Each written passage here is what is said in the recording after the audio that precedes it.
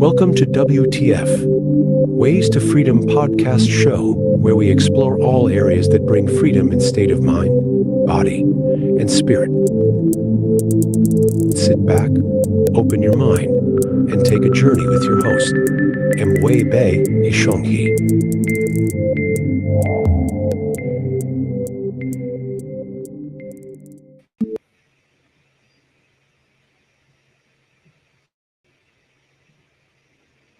Peace, y'all. Greetings, everyone. Hoping you're well.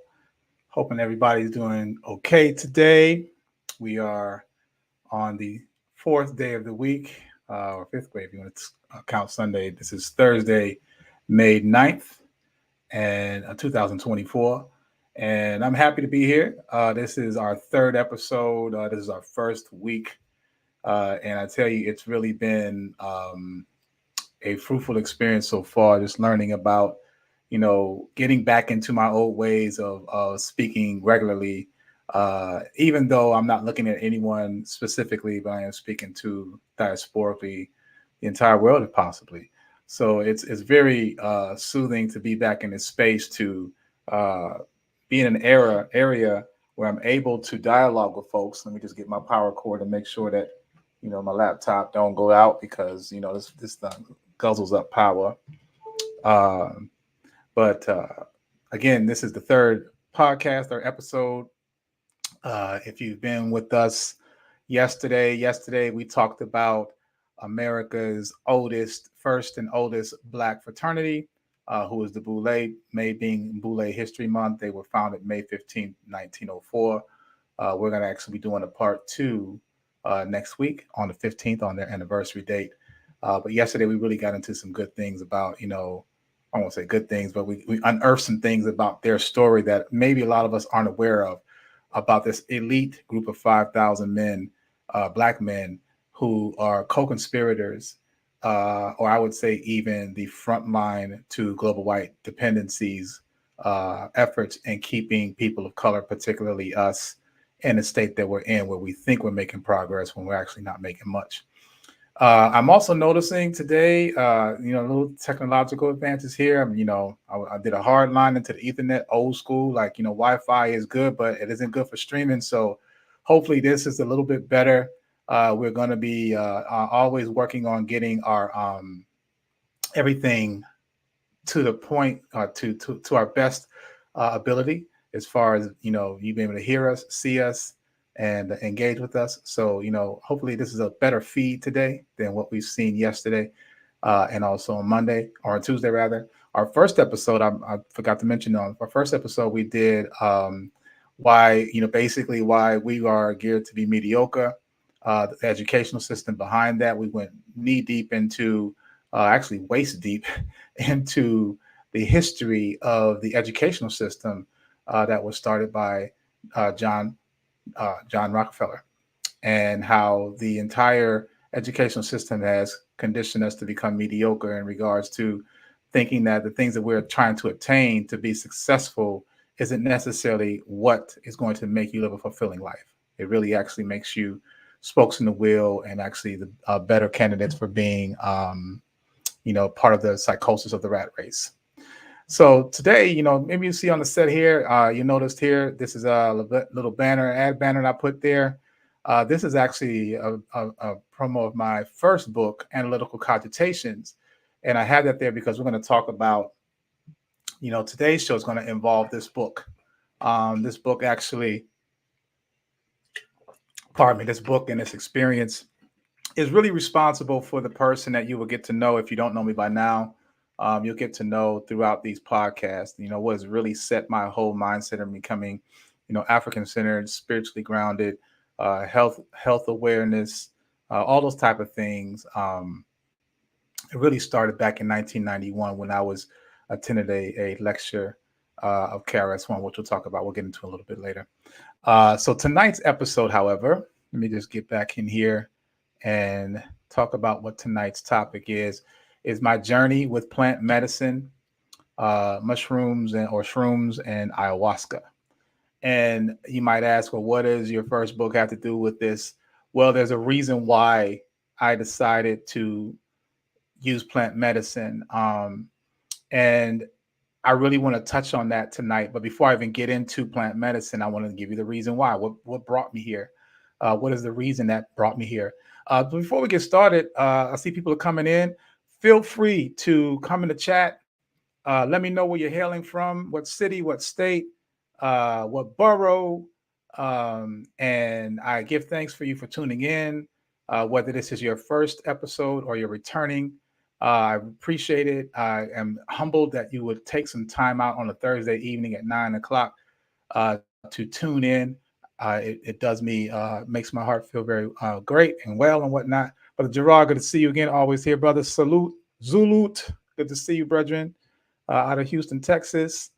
Um, so, tonight we're going to, before we get into that, and with the roll call we're having here, is we're going to talk about some deep things that really got me to the space of wanting to get involved in plant medicine. Because if you know me, anything about me, I really don't like to take anything.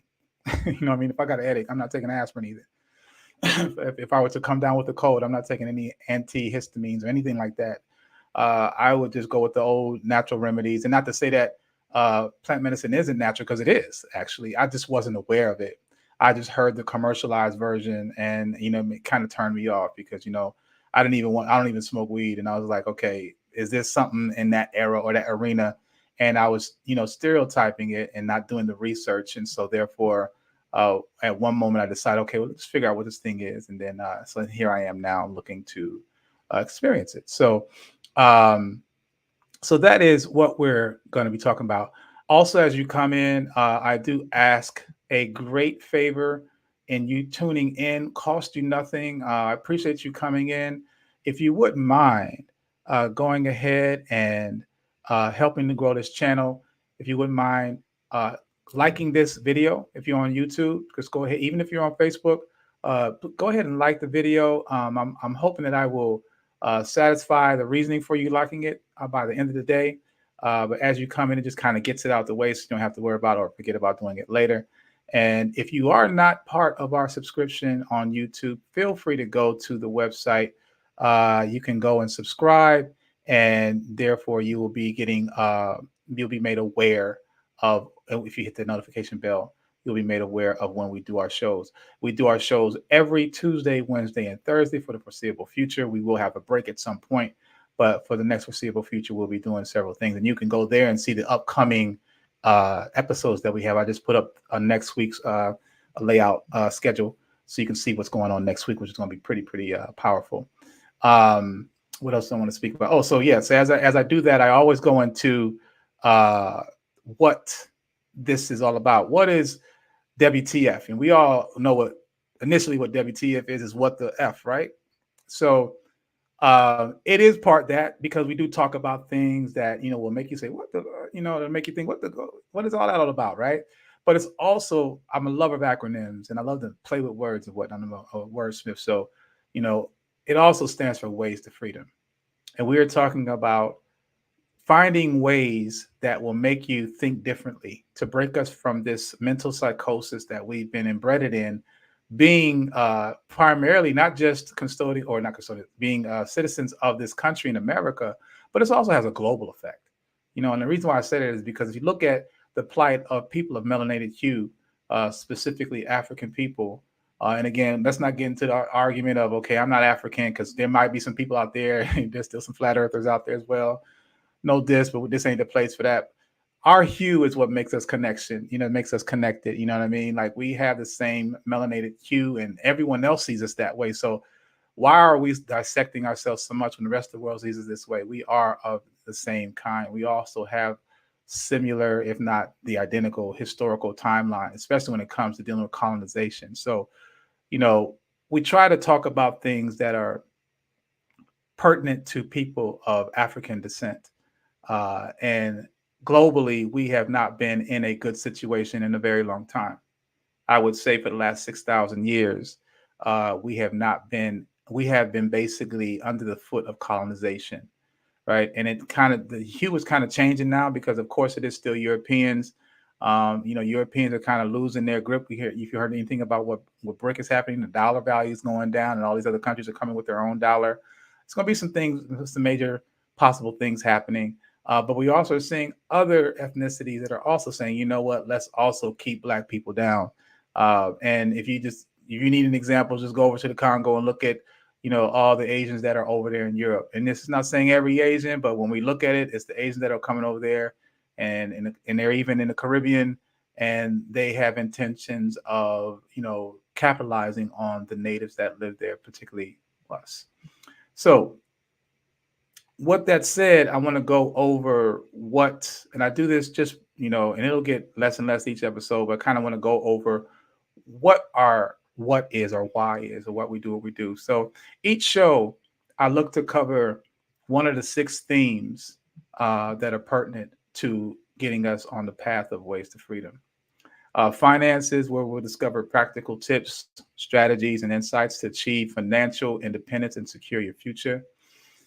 Spirituality, diving into the depths of spiritual practices, mindfulness techniques, and ancient wisdom to nourish your soul and find your inner peace. Health, where we explore holistic health, fitness routines, and mental well-being to empower yourself physically and mentally. And then also history, where we'll uncover stories and events of our past and how they shape our present and future.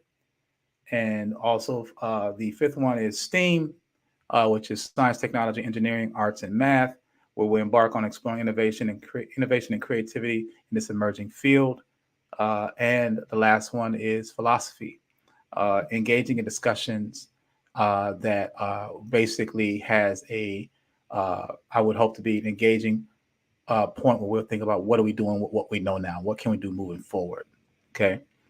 And the preface of all this is all based on the scholastic work that was done by Doctors Neely Fuller, Ancestor Francis Cress Welsing, and Brother Kidi Awadu. There's called the 10 Areas of People Activity. And so when we talk about these issues that we're covering, primarily what we're talking about is, Sister Shemaine Barnett, coming from Atlanta, Georgia, by way. Oh, Shemaine, hey, peace, sis. How you doing? All right, blessings, blessings, blessings. Thank you for coming in. So vibration, yes, peace, family. Greetings, greetings. Thank you for tuning in. Really appreciate it. So basically, where was I at here? Talk about the 10 areas of people activity.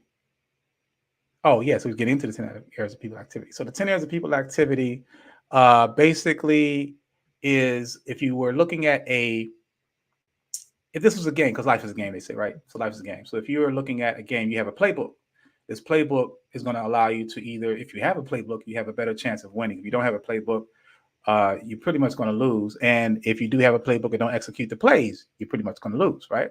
So when we look at colonization and global white dependency, and again, I utter dependency because they're not supreme in any way.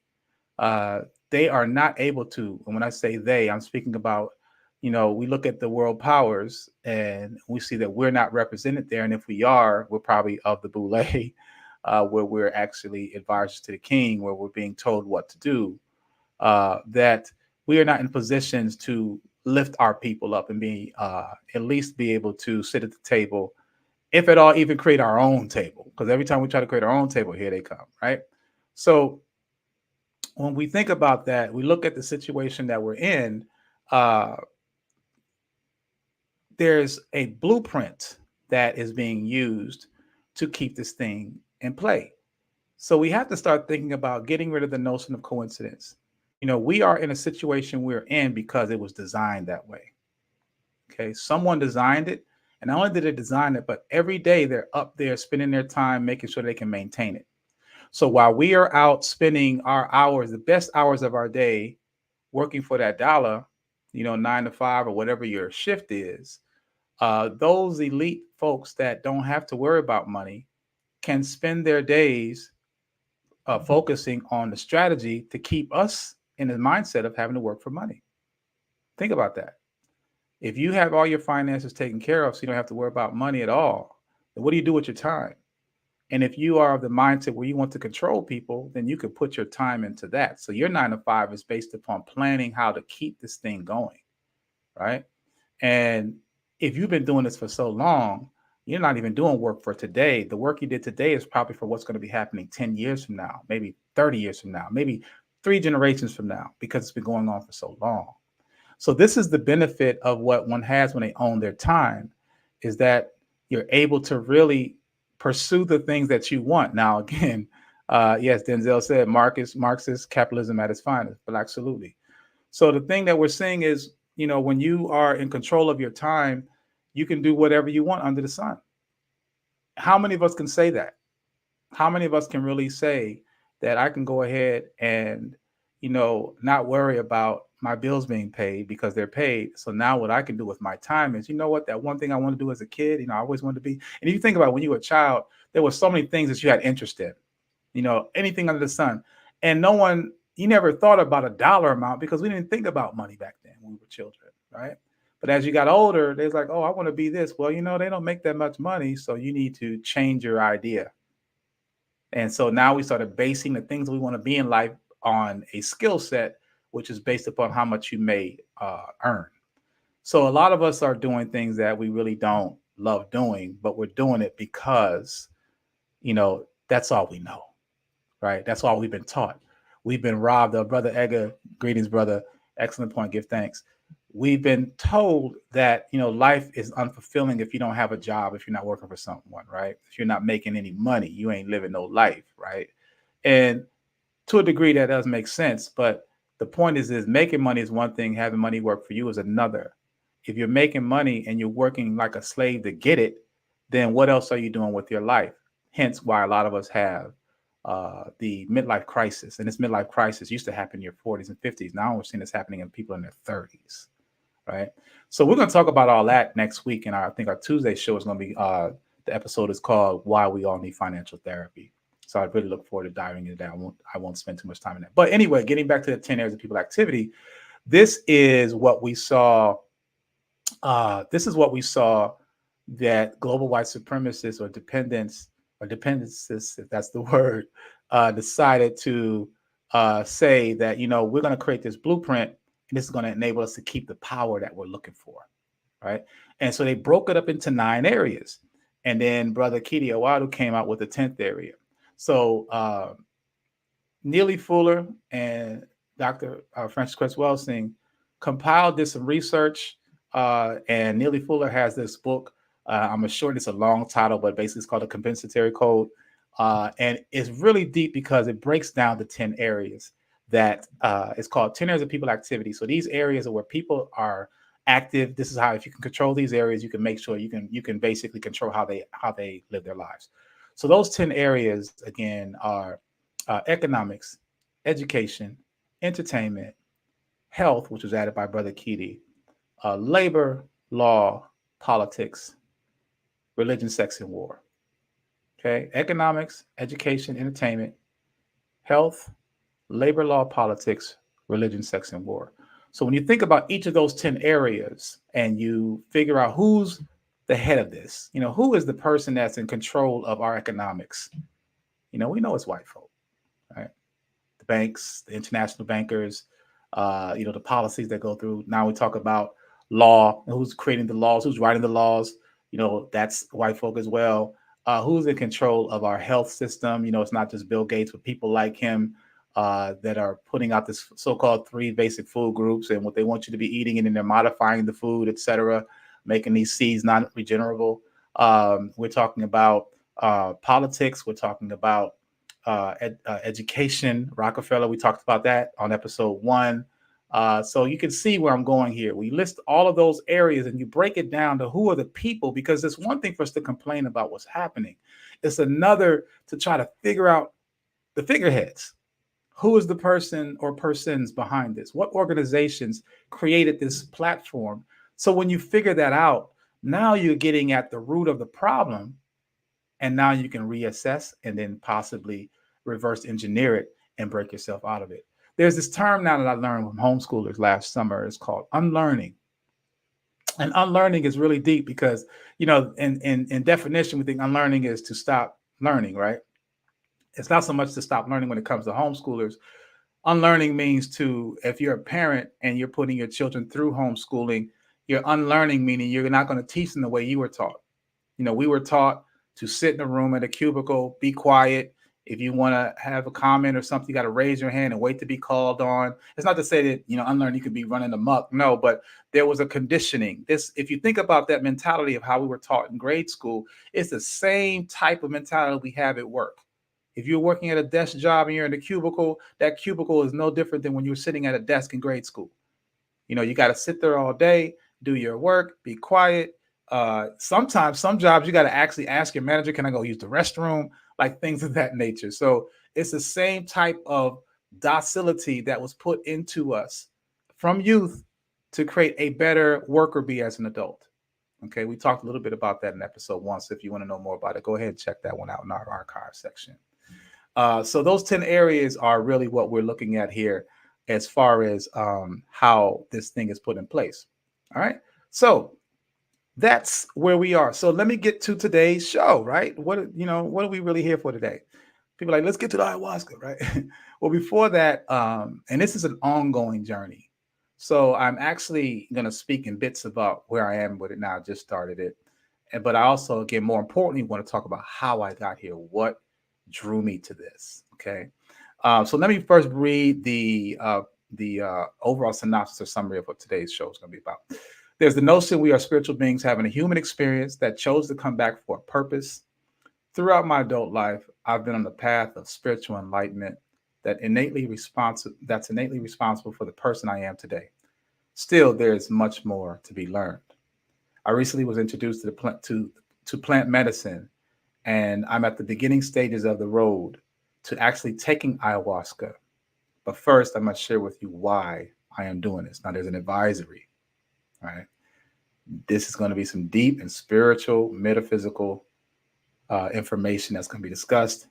So, if you are of the religious sect, I'm not going to be talking about religion, but, it may spook you a little bit. It might even make you clutch your pearls or whatnot. But this evening, I want to speak about what happened to me that actually created the person I am today, and still on this journey. I am still on this path. Sister Nzinga, yes, visited Peru twice for Mama Aya. Okay, that's what's up. Blessings. Yeah, Peru is a good place to go to do ayahuasca. My research shows me. All right.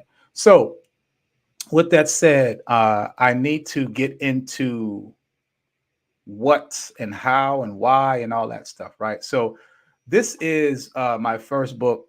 I wrote this book I started it in 1997, published it in like 2003.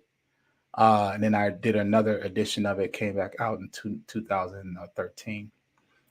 So analytical cogitations. Analytical means to analyze something, and cogitations means to think deeply. So basically, this is about analyzing deep thought.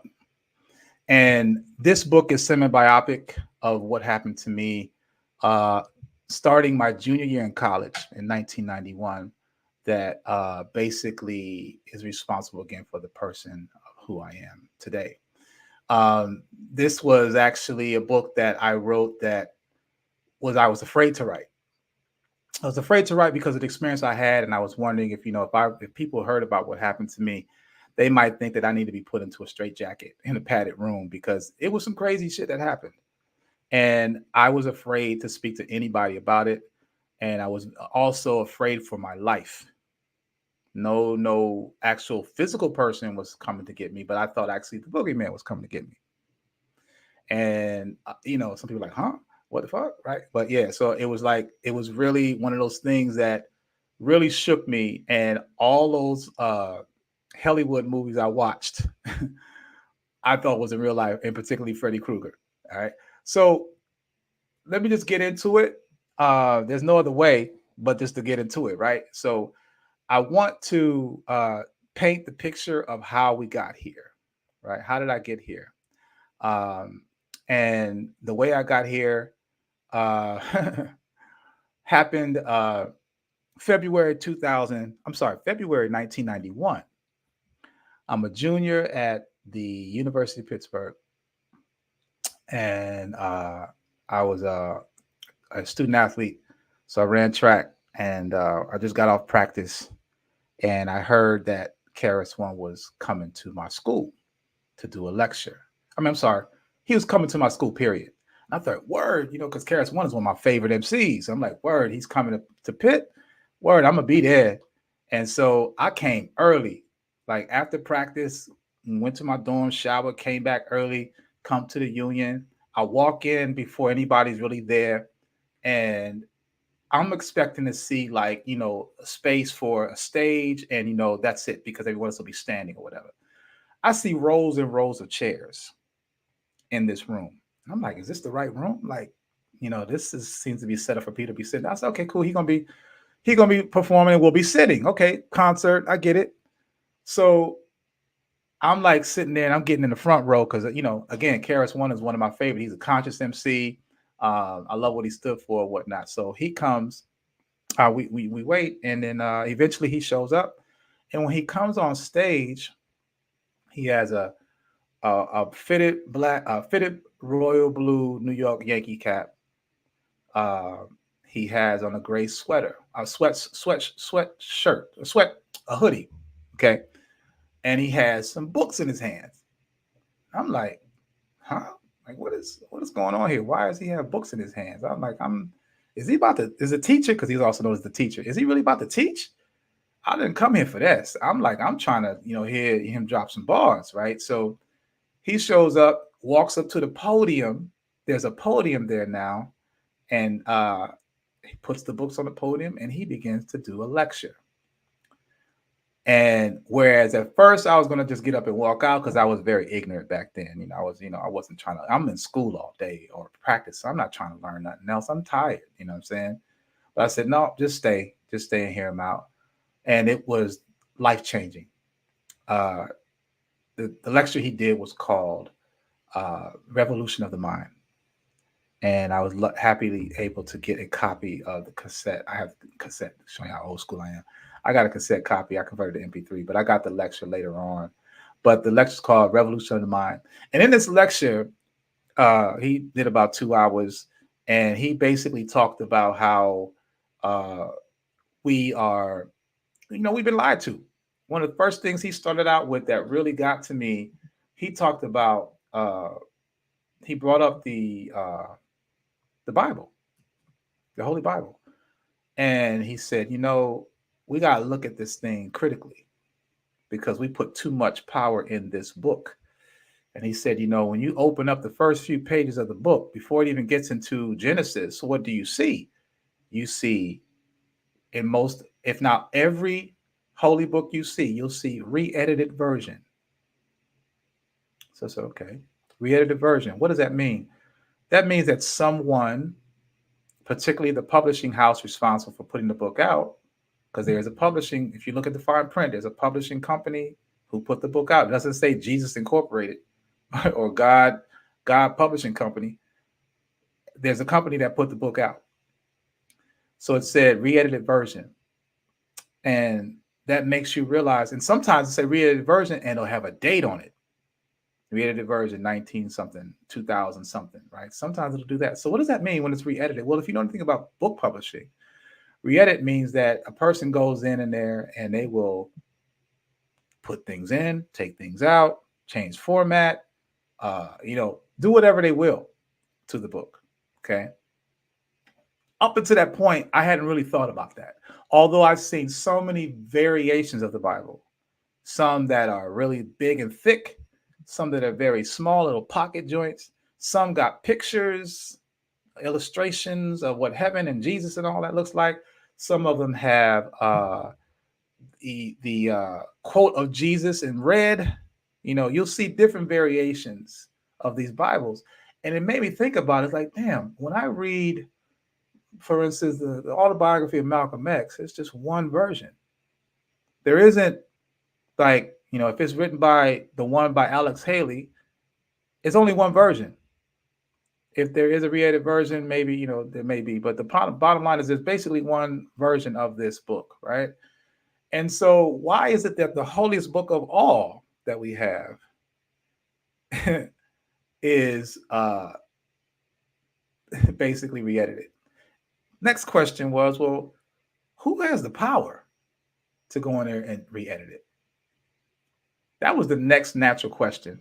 So now I'm like, oh, he's sparking interest in me now, because I'm thinking, well, I didn't even think about that.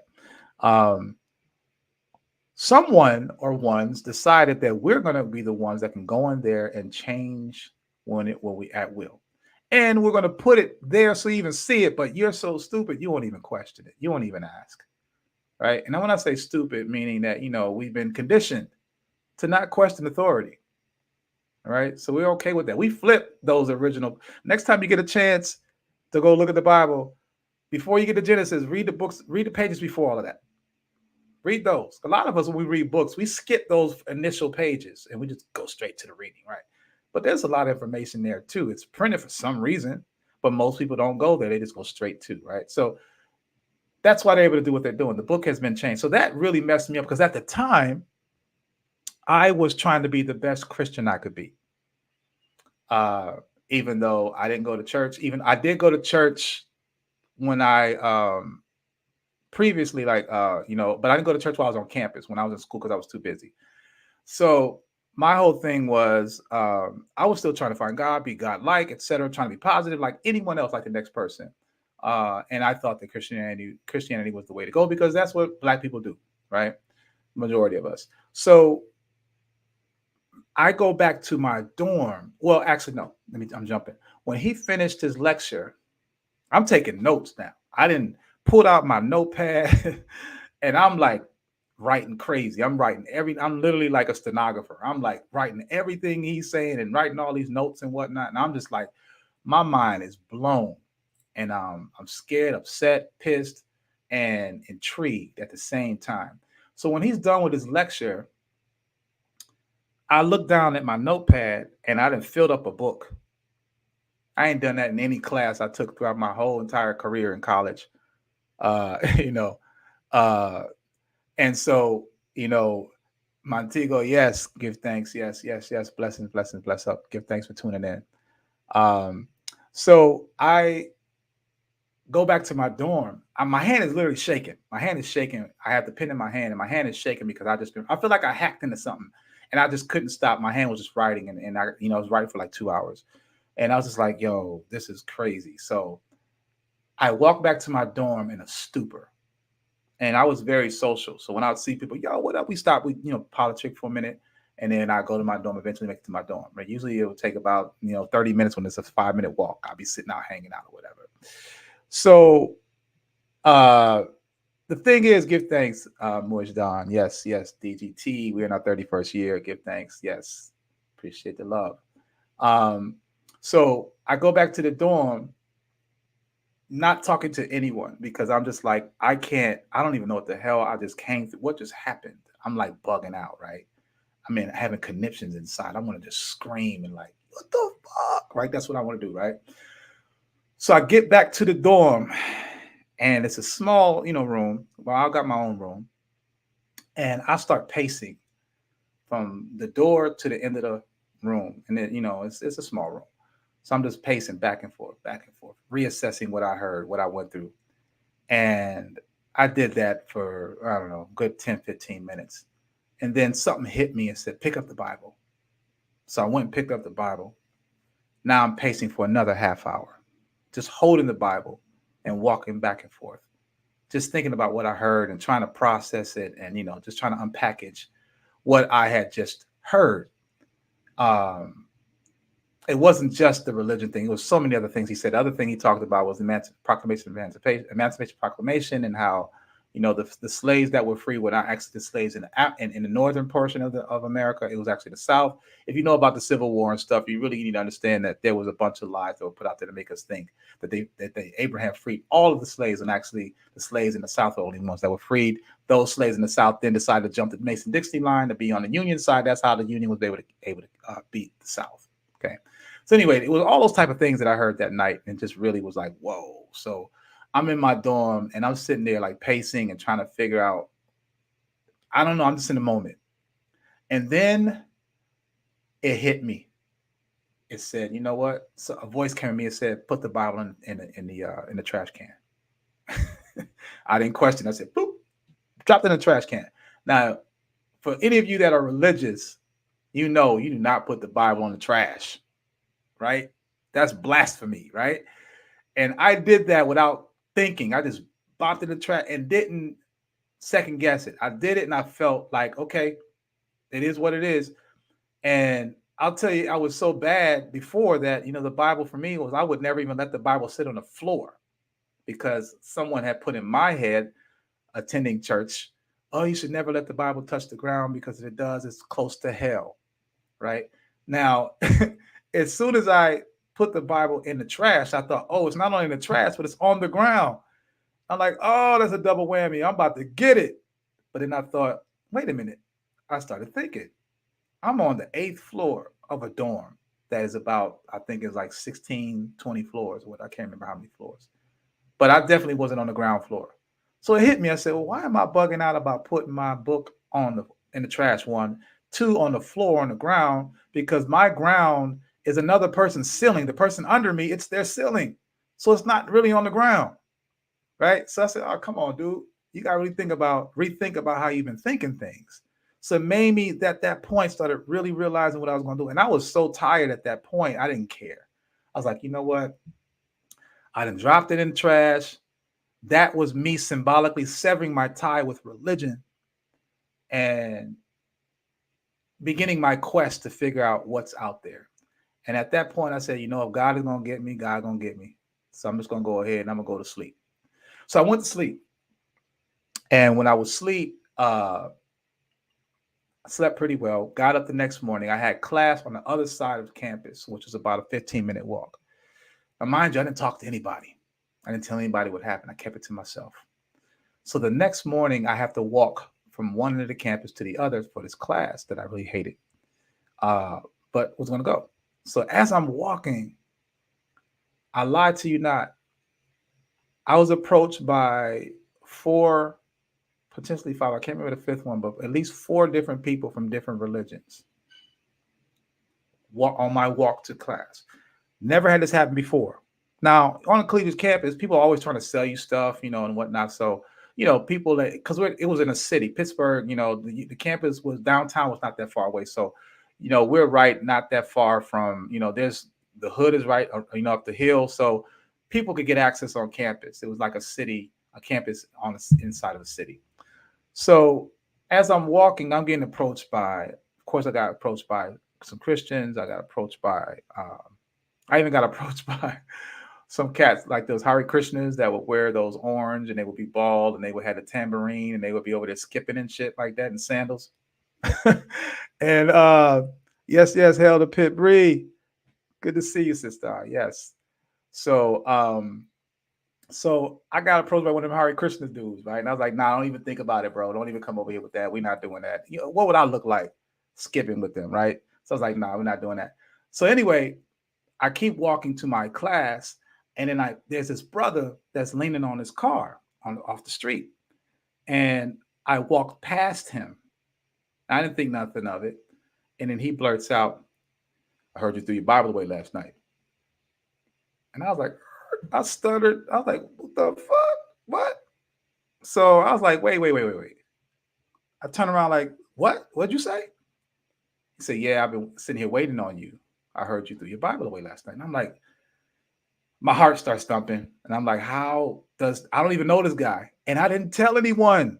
I didn't even tell my girlfriend at the time. I didn't tell anyone what happened to me that the night before. So how does he know this? And this guy I don't even know.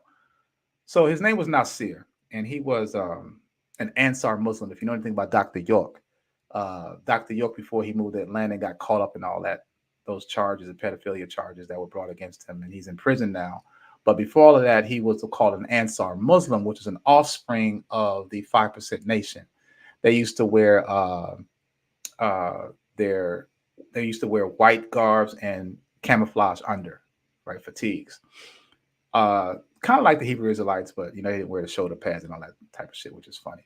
But anyway, so he's there and he says this to me, and I'm just like, yo, okay, I'm gonna play it off. Maybe he's, he just want to sell me some bean pies and some incense. So I'm not gonna entertain that. I'm like, bro, I'm on my way to class. He's like, no, seriously. I've been sitting here waiting for you, and if you like, I'd love to have a conversation with you. And I was so intrigued by that I said, you know what, bunk class. I ain't going to class. So I hung out with him, and over the next few weeks, he had exposed me to the teachings of Dr. York. And again, this is 1991, so conscious hip hop was big. Farrakhan was still doing his thing. So it was the gangster rap was coming. It was here, but it was on the way of fizzing out conscious hip hop. So I was already feeling the conscious vibe, and I'd never read anything. I hadn't even read Malcolm X at the time. I hadn't read Marcus Garvey, anything. So, I'm being exposed to literature written by a black man that's talking openly against white people. And I was like, yo, I'm feeling that. I ain't never heard and read nothing like that, right? Because I just never knew that we could do that. So under that tutelage, um, I began to spend more time with him to the point where I started skipping class. I had got injured at the time, so I was going through rehab. So I didn't have to really attend practice. I just had to go to clinic to go get, my rehab and whatnot. So I didn't have to be at practice. So I just happened, the timing was right for me to go ahead and invest in this guy as far as time and learning. So at the same time, I was quick to want to tell my girlfriend at the time what was going on because I hadn't told anyone, and I wanted to let her know. So when I told her, come to find out, she knew him too. Her and uh, her roommate had been hanging out with him too. So I'm like, oh, wow, this is dope. So we on the same page, right? So we started hanging out, and we would go hours of just questioning everything under the sun, every little thing, no matter what it was. And mind you, we didn't uh we didn't really we didn't take anything. We weren't drinking, we weren't smoking, it was all natural high. All natural high. Okay. So we weren't trying to we didn't need anything to take us there. And we were talking about really deep stuff, not just history, but we got into the space, the cosmos. We started talking about so many things because we felt free enough to do that. And so that happened for a good 3-week period. And spring break was coming up. So I'm thinking, word, spring break is coming up, and I'm going to go to Philly, where my girlfriend at the time, where she's from. And we're like, we're going to go to Philly. We're going to go there for spring break. We're going to chill. And I was like, cool. So I was looking forward to that. And again, at this point, we were going days with just building. We were I skipped class. I skipped class. I barely got through my midterms. No, that was spring break, so it wasn't no midterms. So I didn't have any tests, and I really didn't care about school at that point. I was really pissed off or whatever because I'm learning all this stuff about how we're being lied to.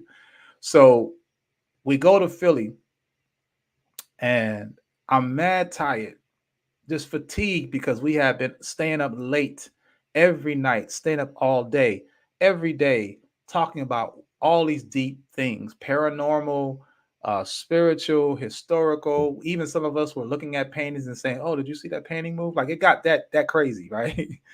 And we were like, "You good?" We like, "Yeah, I'm good." We ain't taking nothing, right? We ain't on nothing. No, it's just this is what we're seeing and feeling, and we're like, "Look, we need to explore this because it was interesting."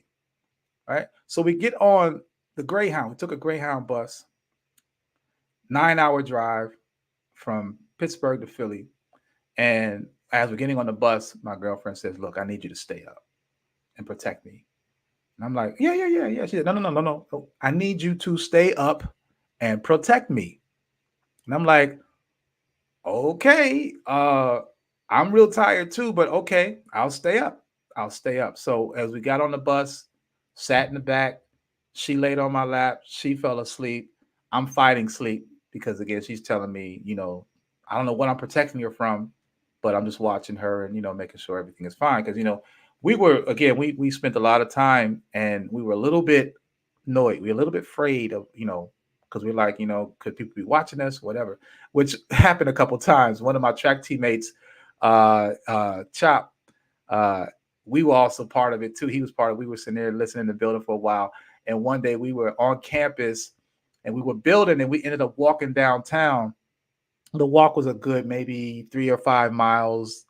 And when we started doing having the conversation, we both, our ears were burning, and we was like, yo, we looked over our left, and it was this white woman, old white woman that was crouched over, and she was looking at us like this, ice grilling us.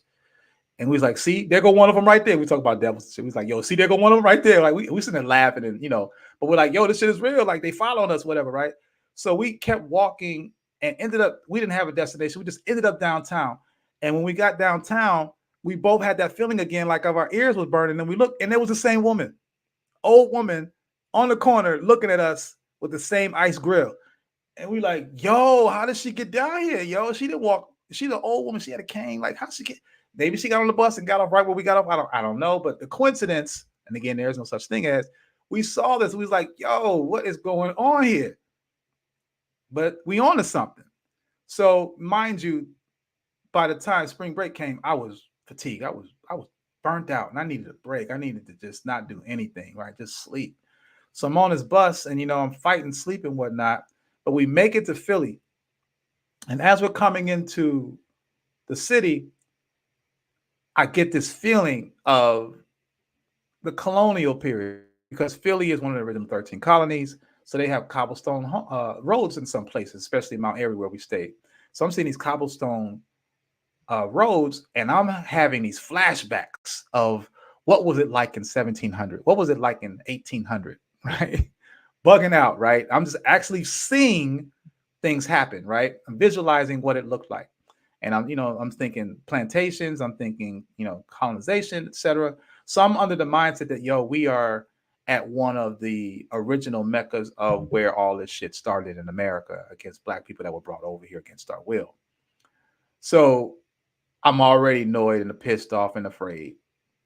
So we get to her house, and we're in her.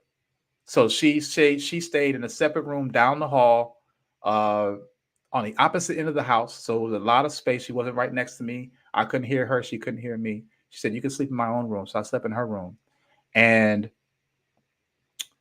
I'm excited to go to bed. I'm tired. So as I started to go to sleep, this is where things change for me. So I'm laying in the bed, and I'm, quickly going to sleep. And I feel this. I don't know if you ever felt this before, but you might be in a position where you're so fatigued that you feel like you're on this roller coaster where you're evening out, then you just big deep dive, and then you even out, and you another deep dive, and you even out, and another, and it's all graceful. I mean, it's very serene and just very calm, but kind of aggressive, like the roller coaster is. That deep swoon, and then you even out and you swoon again, and it's kind of like it makes you feel like you're in water, whatever. And I'm feeling, like, wow, I never felt this before. What is this? You know what I mean? But okay, I'm here for it because I'm tired, but I'm gonna pay attention. So as I go through that, I'm also towards the end of that swooning, I start to feel myself elongate. I feel like I'm being stretched. And I could feel, although I was not entirely asleep, I could kind of see what I was looking like when I was sleeping. I felt like my mouth was being elongated. So my mouth was like that. I felt like I was being stretched through this wormhole. So then I went through this wormhole, and then I ended up in this space. In this space, I'm laying on the bed sideways, right?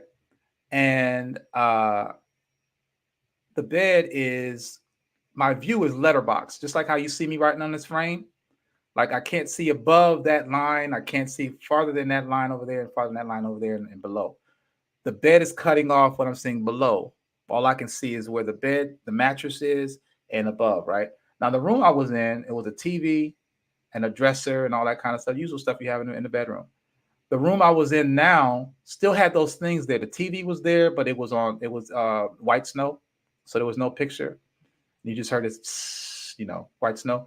And then there was the dresser. However, I start to hear this drop of water, like a dripping faucet, click, right? And I'm here, and then I'm hearing this flickering flame. This flickering flame So that I was like, okay, I'm hearing a fire, like there's a small fire somewhere. And the fire, again, I have sleep paralysis. I can't move, but I'm laying here looking at what's going on around me. My eyes are all over the place. So I can't make any noise. I can't talk. I'm just looking around like, what the hell, where am I? Right. And so as I'm doing that, I start to see on the wall, because of the flame that was in the backdrop. I couldn't see it, but I could hear the flame flickering. I started seeing the light beat off the wall, and the wall was like rocky. So it's like, oh shit, am I in a cave or something? Right. So as I'm laying there, right when I realized where I was, when I'm laying down, I look down, or I look down. So I'm laying down, I'm looking down. I'm sorry, I'm laying down, looking down, which is like looking to my right. And I see this body, this entity, this image that starts gliding towards me. Now remember, I can only see letterbox. I can't see above me, but so high and below me, the mattress is cutting things off. So all I can see is the shoulders, from between the shoulder and the waist. Okay, from the shoulder to the waist is all I can see. And this thing is ever so gently gliding towards me. It has on a white cloak, and it's like almost in slow motion, just like gliding towards me, right? And I'm sitting there like, yo, what is this? I'm bugging. I'm like a deer in the headlights, like, yo, I mean, alert, alert. I'm going crazy, right? But I can't move, can't make a noise. So I'm bugging out, and I'm like, yo, what is this thing that's coming towards me? And right when I start first seeing it, I immediately woke up. And my girlfriend at the time had came, and she smacked me awake. It's like, yo, something told me I'm down the hall. She's down the hall. Something told me to come and wake you up right now. I need to wake you up right now. I'm like, okay, I don't. She said, what was going on? I said, was I making any noise? She said, nope. Did I look crazy? And she said, nope, you're laying there sleeping. Something told me to wake you up right now. And I'm like, okay, all right. I don't know what's going on, but okay, I'm gonna get up. So I got up, and I said, okay, we stayed up for about another half hour. I'm fighting sleep because, again, I hadn't slept in like almost 2 weeks. I'm like, I'm sleepy, you know what I'm saying? And I'm fighting sleep. And I'm like, yo, we stayed for a half hour. And I'm like, okay, I'm gonna go ahead and try to go to sleep again. It's probably nothing. And she said, okay, I'm gonna go down back to my room. And she looked back at me, strangely, like something is going on, right? So what I'm gonna do right now is I'm gonna play a clip from my audiobook version. I want to play with you what happened next so that you can kind of experience this with me. All right. So stay tuned, and this is what happened. And if you like what you heard so far and you haven't, please hit that like button and go ahead and subscribe. And also, if you do feel it in your heart that you would love to support this channel in any kind of way, this topic that we're talking about so far, and I know we haven't gotten ayahuasca yet, but this is, again, the why, how I got there. Feel free to make a donation in any amount, $1, $1,000, whatever you want to do, to Cash App, Marley, or PayPal at paypal.me/DD Times. All right, giving thanks for that. So let's get into this clip so you can see what went down next. Okay, here we go. Oh, not you. I would pick the wrong one. Here we go. Monster or demonic shit. Damn, I thought. I can't get a win tonight. The only show I found I could even consider light enough was The Three Stooges. Fighting sleep, I decided to sit up. But as the moments passed, I was soon lying on my side, battling my heavy eyelids. Please, don't fall asleep. Moments later, I felt the roller coaster ride again, swooping deeper and deeper down this dark tunnel, whirling through sudden and abrupt type curves mixed with aggressive yet graceful turns. I realized I was on my way back to that cave. Like a sudden scene change in the movie, I was right back where I was before Michelle awakened me earlier. Everything was as it was before I left. I could still hear the dripping water, still see the flickering flame dancing on the rocky wall, and yes, I was lying in the same position, unable to speak nor move. All I could do was see and wait.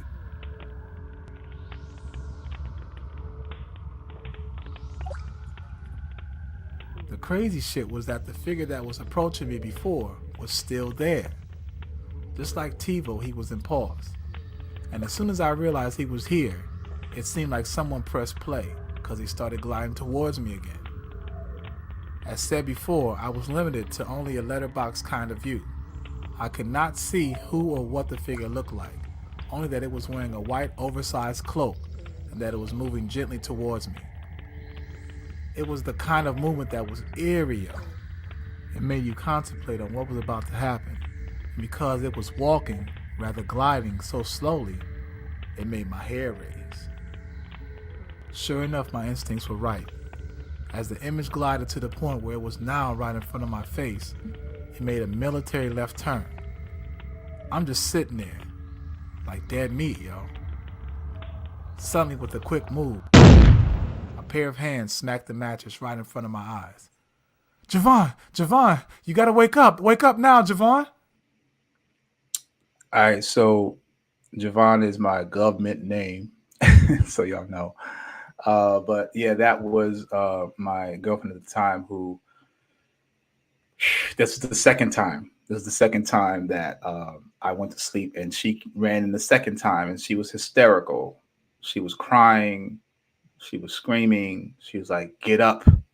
I don't know what it is that keeps telling me to come in here. You need to get up." Now, this is what makes it more eerie because she's in another room. And this thing is walking towards me. And I can't do anything.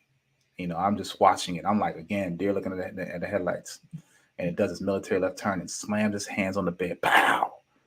And as soon as he did that, that's when she woke me up. And, I'm then like, oh, shit. This is some Freddy Krueger shit right now. I get up and I'm screaming whatever I can say because I am scared. I'm 1,000% scared, but I'm trying to be social bravado. You can't get me. You after me, because I'm on to something. Fuck you. Blah, blah, blah. I'm saying all this stuff because I am afraid. And I'm like, is this Freddy Krueger shit real? I can't go to sleep now. And I'm just like, yo, what is going on? I've never experienced anything like this, and it just seemed to have come out of nowhere. So stayed up the entire night. And 2 days after that, I stayed up for 2 days. And I was just like, how I did it? Fear. Fear. And it was because I was afraid that thing was going to still be there had I went back to sleep. It would be right there waiting on me. So I was like, yeah, the audio does bring the things to life. I enjoyed when I was doing this, the audio piece, because I wanted people to feel what I felt, because it was really, really fucking real. I'm sorry, excuse my language, but it was real. Gerard says, feels like things morphed into a cosmic out of the body experience. Yep, animated. Absolutely, bro. And that's the thing about it, is that this thing is really, it leads me to something. So again, I'm going to get to ayahuasca, y'all. I'm going to get there. So Bitmar says that this is amazing. The way ever since you got rid of your Bible, all of these spiritual experiences, exactly. All of this happened in succession. 2 weeks ago, I was chill. Everything was good. But because KRS-One came, dropped that bomb, I put the Bible in the trash. The next day I meet this dude. Now he's bringing me into all this tutelage. I don't want to go to class no more, practice. Then I take a trip. Now I'm being visited by something I can't even explain. And I'm afraid to go to sleep. So then I stayed up 2 days. And during those 2 days, I'm just like, we're playing music. And, I'm a lover of music. I love, conscious music, jazz. At the time, house was big, like house, not that other kind of house, the Vogue shit. I'm talking about the real deep, spiritual, Afrocentric, African-centered type of the drums and all that stuff. So we had all these mixtapes, and we were just playing this in the background the entire time. And I didn't think much about it until later about how much music was a vital part to my surviving. But anyway, so I'm finally 2 days later, I'm like, look, I can't hold on. I gotta sleep. I can't sit here and act like I'm going to be able to function never sleeping again. So I was like, got to the point I was so upset and scared, but I was like, you win. If you're going to get me, all right, fine. That's what it is. So I went to sleep and I slept 21 hours, a damn near a whole day. And when I got up, nothing happened. Like when I went to sleep, it was, I was out. No roller coaster, no experience. And so I got up and I'm thinking, yo, it hit me immediately. I was like, oh, I get it. I know what made this thing not happen again. It was music. They say that music soothes the savage beast. So I was playing all these deep, hymns, and, we were reading, we were still into the vibe. But for some reason, music helped. And it also brought clarity because I realized, okay, how did I get here? How did this happen? What happens is life is about exchange, energy, right? Like tonight, I'm sharing stuff with you. So I'm losing energy as I'm giving, I'm depleting energy from myself, right? And if you talk about things in the spiritual realm, you're depleting that spiritual energy, right? And your energy can become fully depleted, which I was at that point because we had gone like 2-3 weeks of just building on everything. So we were spiritually fatigued. We were on lowercase e, empty. Nothing was there, and we needed time to recharge. Also, I am a firm believer that when you do sleep, you go places. You leave this body. If you don't believe me, try this experience. I had an article I put out years ago called Sleepers. Try this experience with your loved one, or next time you're around somebody and you're sleeping next to them, and you can do this without waking them up. I want you to lift their eyelids up while they're asleep. All right. Again, can't wake them up. So lift their eyelids while they're asleep. And when they're asleep, if they're asleep, you're going to see their eyes, and their eyes will probably be going left and right. And they call it REM, where they're going left and right, ever so gently, whatever. But that's not the thing I want you to note. What I want you to note is that they are not seeing you. Like right now, if you close your eyes and lift them up, you're going to see me just as I see you, right? So the question is, the eyes are supposed to see. Once you lift the eyelid, you're supposed to see, right? Well, how is it that when you go to sleep, you can't see? There's something in our body that turns off the visual perceptions in front of us, and that vision is gone, right? So that, to me, made me think about the fact, well, damn, am I really here when I go to sleep?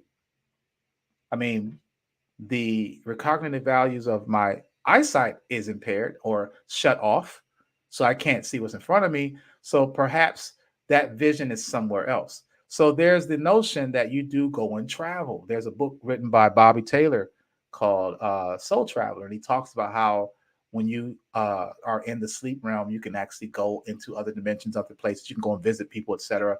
People think, oh, that's crazy spookism stuff, but there's science, and science is here before religion, to be honest. So if you really want to know about the truth about the human body and the brain, and spiritual connection that we have, because we are electricity, just like electricity can travel, so can we, right?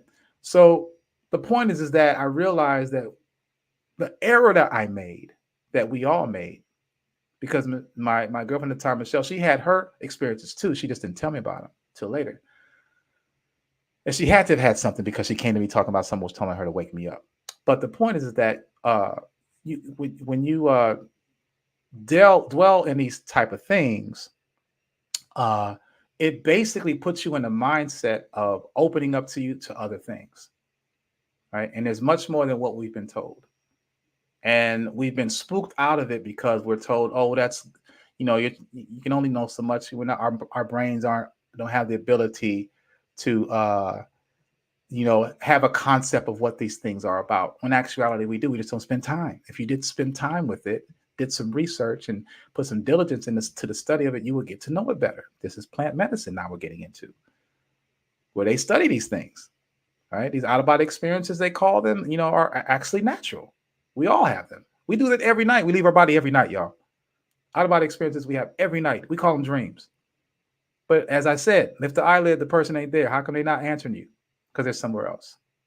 Okay. Question is, where are they? So with that said, I started to realize that I still had a dilemma because I was still afraid. I was like, damn, it made sense though. I realized the reason why this happened to me, I was trying to say earlier, the reason why this happened to me, why I was visited by this entity, was because I overexerted my energies. I was like this young, naive cadet that comes in and wants to fly the plane. Instead of learning and earning my way up the ranks, I came in there like, yo, kicking down the door, like, yo, what's up? I'm here, right? Excited, but not realizing that I have to earn my way up. And earning it means diligence, putting in time, doing the work, right? So we had spent those 2 weeks talking about all these paranormal things. And so that exposed us, and it also depleted our energy. And music somehow helped replenish me. And I slept for those 20 hours and woke up and I was refreshed. So I realized, I said, okay, I'm still interested in this stuff. And all I need to do is just make sure that I don't overexert myself. When am I overexerting myself? When I feel that pulling, when I feel that roller coaster thing, get up and play some damn music or do something else, right? So here's the thing though. The other dilemma was I was pissed because I'm like, okay, who's the person behind this? Who's responsible for me even thinking all this stuff and having this experience? It was that brother Nasir, the Ansar Muslim. So I'm like, I can't wait to get back to Pittsburgh because I need to have a conversation, if not whoop his ass, right? So we had another few more days before we got back to Pittsburgh because it was there for a week. So as soon as I get back to Pittsburgh, now he doesn't have a phone, so he would come up to my dorm whenever he wanted to. So I had to wait for him to call me. So I was there, got back on a Sunday. I think it was Tuesday night. He called me. I'm pacing every day, like, dude, call me, hurry up, call me. What the hell is shit? So eventually he calls me on a Tuesday night, and I pick up. He's like, yo, I'm downstairs. I slammed the phone, and I literally slid down 8 flights of stairs. I didn't get on the elevator. I'm running down the stairs, and I'm like, I bust out, and I'm like, yo, ready to go off on him. Yo, what is this shit? You exposed me to, blah, blah, blah, blah, blah, blah. And he's like, yo, calm down. Hold up. I'm going to tell you what happened. So I'm like, what? I'm like, no, dude, I just came. I had this experience. He's like, no. Sit down, have a seat. I'm going to break down to you what happened to you. I'm like, here we go again. First, he knew I threw my Bible away. Now he knows I had some experience and he wants to break it down to me. So he starts breaking it down. He's like, were you in a cave? I said, yeah. He said, were you in sleep paralysis? I said, yeah. He's like, did you hear like water and dripping and fire? Yeah. Each thing he's saying is correct. I'm crying. I'm hysterical. I'm like, what is this? What is this going on? And how does this dude know this? I'm bugging out, right? Like, how does he know this? So he's like, well, what happened to you happened to my girlfriend. And I was there to witness it. She was killed in her sleep. I mean, record skip. What? Like, I'm like, wait. Your girl, you witnessed your girl being murdered in her sleep? He's like, yeah. He's dead serious. And I'm like, I don't know how to take him. I can't think he's lying because, again, he told me what happened to me. So I'm afraid again. I'm like, damn, so this thing is out to kill me. This thing is trying to come out and get me. So I'm like, oh, shit. And I'm still thinking in the back of my head, okay, just don't let it get that deep and you'll be okay. Because I'm still intrigued about wanting to know more. That's the thing about it. It was like, I didn't want to give it up and say, you know what, I'm not into consciousness no more. I'll go back to Bible thumping or whatever. I was like, no, this is something about it that intrigues me. I need to know. So needless to say, our relationship didn't continue. We stopped talking after a while. I wish I would have. And the funny thing is, he gave me the name of the so-called demon, and I forgot the name of it. But the point is that I realized that I was on my own. But I felt like I had it enough that I could, all I got to do is, again, when you feel that way, play music, you'll be all right. That was in 2000. That was in 1991, y'all. All right. So for the next 6 years, I didn't tell nobody. 1993, I started the Ghetto Times magazine. Ghetto Times magazine is, knowledge itself can only be found underground. I'm dealing with conscious shit because I'm like, this is my life. I love it. I want our people to know. I want to wake our people up. So I'm dealing with, while I'm writing these things throughout, I did over 175 printed issues, and we did nearly 200 issues over a 20-year period. And it's all archived online. We were actually the first conscious website on the internet in 1995, January 1995. But to say that I was still involved in this and wanting to write and put this story out, talk about all types of things spiritually, all about the upliftment of African people, et cetera. And for those that remember, I was putting those issues out every month because I wanted us to know.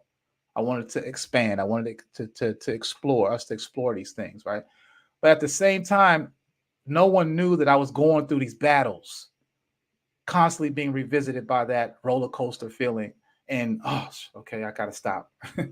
Afraid, because I figured if I write this thing out, it'll be right there on top of the bed where he'll put his hands on, and it'll probably come at me. Because again, according to Nasir, killed his girl. So he's probably going to go for my neck right there. And I'm going to see paralysis, and ain't nothing I can do. So whenever I would feel that feeling coming, I could be asleep and I could feel it coming. I'd get up, pace the room, turn on some music, do something different, get my mind off of it, and it will go away. I did that for 7 years, off and on. And I was okay. I was still functional. I was like, it is what it is, right? But then I knew in the back of my mind, I said, wait a minute, I'm going to eventually have to face this thing. If I don't face this thing, then when I do face it, when I'm in transition, when it's my point to die, it will surely get me then. And I think I don't want to do it in that terms. I think I need to meet it on my own. So with that said, I was like, you know what? Okay, I'm going to be, I got to figure out how I can face this thing. So the first way I did it was I wrote analytical. I wrote the book. When I wrote the book, I then put my feelings on paper, made it public. And in doing so, I realized I wasn't the only one that had this type of experience. That was the beauty of it. I got out of my own mind. I got out of my own way. And I put it in the book format, and people were reading the book and saying, yo, I've had a similar experience. So I had this kind of experience. I had this. So it's like, word. So, okay, I'm not the only one. So that made me feel like there was a village, and that this is something that I'm not crazy. Like, there are other people that have gone through these things and will continue to. So how do we find more understanding? That was the whole goal. So with that said, I started figuring out what I need to do to get there. Again, very fearful, because again, I'm thinking this thing's going to kill me the moment it sees me. So I had a conversation with a very good friend of mine. His name is Ed. He used to go by the name of Daweed. And we had a few years ago a conversation. This was about the early 2000s. And we had this really pivotal conversation about this, because we always, he knew about my story, and we would always stay in contact about stuff like this. So he was telling me, he said, it hit me. I was wondering, do you know about avatars? I said, avatars? I saw the movie. He's like, no. Do you know about avatars? I was like, oh, avatars. He said, no, what's an avatar? He said, avatar is a spiritual representation of you. So I said, okay, what is that? He said, well, most avatars can be associated with also called fairies. Okay. Fairies, when you see fairies like forest fairies, things of that nature, most of us, when we see these type of things, the fairies we see are kind of scary looking. It's not too often you'll see a pretty looking fairy, right? Or a gargoyle. Okay. They're oftentimes seen as something that is looking scary. So again, mind you, I didn't see what this thing was that was at my bed, but I do remember its hands, and its hands were very muscular. I meant to mention that the setting was black and white, so it wasn't in color. And that was how the brother Nasir was able to tell me the name of the demon, because he said the demon always is in black and white, whatever. So, and the hands were muscular, but it had these very thin. It wasn't wide, like your thumb is not like, it's a certain width. It was very thin. It was like a slit, and it was like a claw, like an animal. And it was curved, like a talon. And so I remembered that, never forgot what the hands looked like. And because of it being black and white, the setting, I could tell though that the hands were red or like a maroon, all right, or maybe even a dark brown, who knows. But the point was that when they were telling me about we were talking about avatars and how avatars is a spiritual representation of yourself, and they also might not look pleasant. It's because they looked a certain way to gain reverence. What I mean by that is if your avatar looked like, let's just say, Mickey Mouse, and Mickey Mouse comes, hey boys and girls, you like, get the fuck out of here, right? You smack him in the mouth, right? Come over here trying to scare me, Mickey. But if it's a so-called gargoyle-ish demonic looking kind of a being, you like, oh, I'm not gonna escape. Yeah, I would fade, right? I'm not going to be looking at you comically. I'm gonna be giving you my respect. So it got confirmed on my first trip to Kemet. I had a dream reading with this sister that was there in Kemet, and when I told her my story, told her about what happened, and she said, as a dream analyst, rather, she told me that it seems that you are actually depriving yourself of meeting with yourself. So I'm like, okay, this is nearly 20 years later. I've been dealing with this off and on, you know what I mean? And I'm like, in the back of my mind, you need to eventually face this thing. You need to eventually face this thing. Okay, I don't know how, but eventually it'll happen. I don't know. I'm just, I'm just living life, and I'm realizing in the back of my mind, I'm gonna have to face this thing, and I don't know how, but I guess in time it will be revealed. So now I'm getting bits and pieces of it. I go back to Kemet, and I start to see the connection, the spiritual connection that we have with the cosmos. And I'm like, okay, this is bigger than life. This is bigger than what they want to teach us in the Western world. We are cosmotic, or we're of the cosmos. So I'm like, yo, see this as something very spiritual. And I'm realizing that perhaps this thing isn't really trying to kill me. Perhaps it's trying to tell me something. It's probably trying to deliver something to me. Now, remember, I decided that I needed to meet it on my own terms. So maybe that's what put the preface out there. Maybe because I decided I was going to wait until I die and never think about it until I die and just deal with it then. I'm like, no, I need to deal with this while I'm alive in my own volition, voluntarily. So because of that, I think maybe that has something to do with the fact that maybe the switch is not so much to want to choke the shit out of you, but probably want to part some information to you that you need to know. So I was like, okay, I'm open to that now. So the question then becomes, well, how do I get there? Because I'm still afraid. And when I do have those episodes, I still get up because I'm not ready. So I said, okay, I need to go through some training. I need to figure out how I can get my mind right to, when I'm in that position of that pulling, that roller coaster, and then that drawing of that wormhole, that I allow myself to ride it through. Right? Because I automatically, even still sometimes, the last few times that I had it, I felt that way, afraid. So with that said, I started realizing that, talking to my Jegna, Baba Anthony Browder, throughout the years, he knew about my story, and we talked about it, a few times here and there. And I mentioned that I was interested in learning about ways to go there on my own volition. And I came across this movie on Netflix a few years ago, well, about 10, 12 years ago, 13 years ago, the DMT Molecule. You might have seen it. DMT Molecule talked about folks that were taking plant medicine and allowed them to experience, what they went through, be it internal, be it from childhood or even from a past lifehood, right? A lot, when they lived, some other time and period of time, but they would have this experience. And when I watched it, I was, immediately like, wow, this is something I need to think about doing. But I was also afraid because I'm like, there was one white woman that was taking it, and she was having a bad trip. She was fighting it.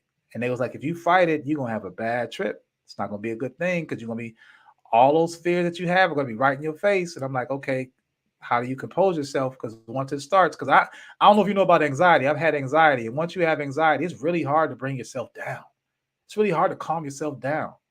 You know what I'm saying? So you really got to have mind over matter to calm yourself, to have that anxiety subside.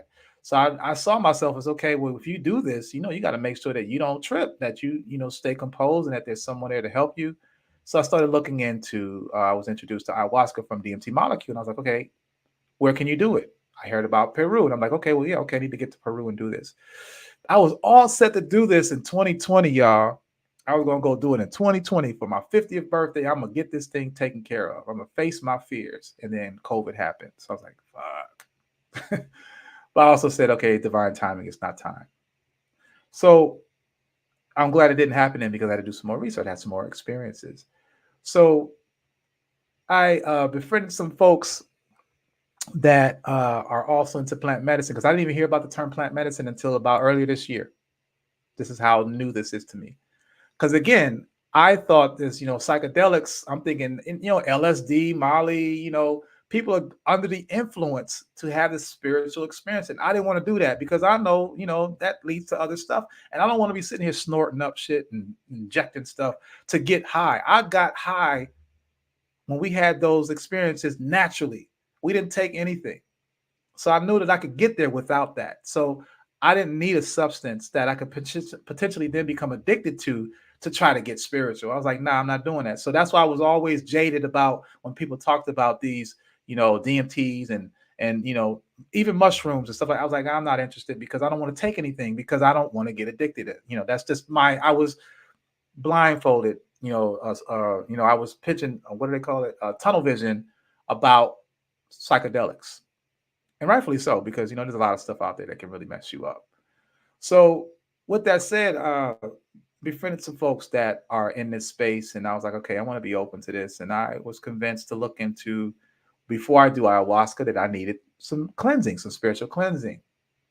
And this is where it really made sense to me is that, okay, well, why don't you look into figuring out what are the things in you, the plaque that's in you, the fears, some of the blockages. If you can get those things taken out of you, that'll probably make you more susceptible and a valuable, have a more valuable experience. Yes, and Zinga says shrooms, none of that stuff is like ayahuasca, exactly. But they are, for me, it was familiar. It was like a stepping stone towards it because I didn't just want to jump into ayahuasca and then, have this crazy experience. So again, I wanted to get familiar with how does it feel to be having under something and having these things, because now I'm intentionally trying to go there.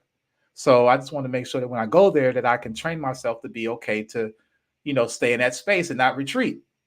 So that was my whole reason for trying shrooms. Now, I recently had my first experience end of last month. And before I get into that, I decided to do it. And I was like, okay, if you do this, you're opening up the door, this thing might be there. So it was still that whole notion of this thing might still be there, but it might kill me, it might not, so I was still like, 50-50, not sure if I'm gonna do it. If I do it, was it gonna do it as soon as I get there, etc. So there's still some fear, but I was like, I need to face it because, to me, I'm 54 this year. And that's a 9. It's a power number for me. So I'm like, I put it on my agenda to make sure that I get this thing taken care of, or at least begin it. Right. So Brother Gerard said, I'm curious, a question. I'm curious, and I know you're about to go deep on the topic. Did you have to travel to Brazil, Peru, or Mexico to experience the ayahuasca with a shaman? Yeah, so that was my preference, to go with a shaman. I wasn't gonna go with a Cordell, the local shaman, and had this experience. I want to go with someone that, is of the culture. They live this thing. And I've always been known that in Peru, they do it right. So that was my goal, was to go to Peru to do it. It's just that COVID happened. And so it was short term. And I still intend to go to Peru because I haven't done it yet. So, but I'm in the stages of doing it. This is what this is about, the stages, right? The journey towards it. So shrooms has been let's just say my training grounds to get prepared. Okay. So with that said, as I decided that I was going to do this, the day that I was going to do it was on a Saturday. I believe it was Saturday evening. And I placed a call with my Jegna, Anthony Browder. And the day, so early morning. So it's about 2-3 in the morning that we had this conversation. I want to play this conversation I had with him. that is very important. It really made things so much better for me. And I hope that this helps you in whatever spiritual challenges you may have. And we're going to unpackage it after this. Okay, so check this out. Here we go. Let me make sure that it's where I want it to be. Bang. Say that when you do this excursion with the mushrooms and then with the ayahuasca or anything else that's designed to break that barrier and take you on the other side, what you find on the other side is what you take with you. So if you take fear with you, then fear will be there on the other side. So step into that space with a clear mind. Take nothing. No expectations. Nothing. And then you'll find on the other side, that will make it easier for you to find on the other side what you're looking for. That's key. Oh, shoot. That's definitely key. I didn't, yeah, because I was sitting here trying to, again, I don't know how severe or how deep it.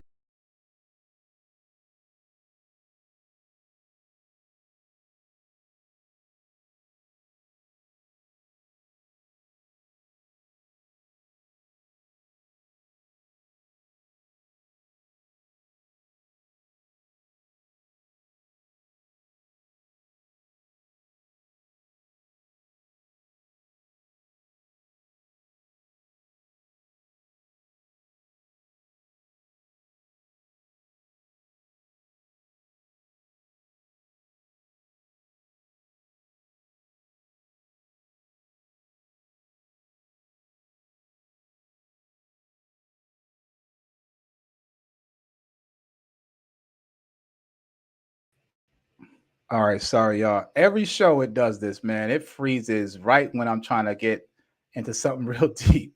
So I'm going to upload this image, this video again, and I'm going to play it from the beginning. Again, this is me having my conversation with my Jegna. Is strong within that space, and in you must go. And Luke said, what's in there? Yoda told him only what you take with you. I say that to say that when you do this excursion with the mushrooms and then with the ayahuasca or anything else that's designed to break that barrier and take you on the other side, what you find on the other side is what you take with you. So if you take fear with you, then fear will be there on the other side. So step into that space with a clear mind. Take nothing. No expectations. You all can hear this correctly. Please, someone in the chat, let me know. I want to make sure you're hearing this, because if not, this is very important. I need you to hear this. So can someone in the chat just let me know that you are hearing this? Okay, and I'll proceed.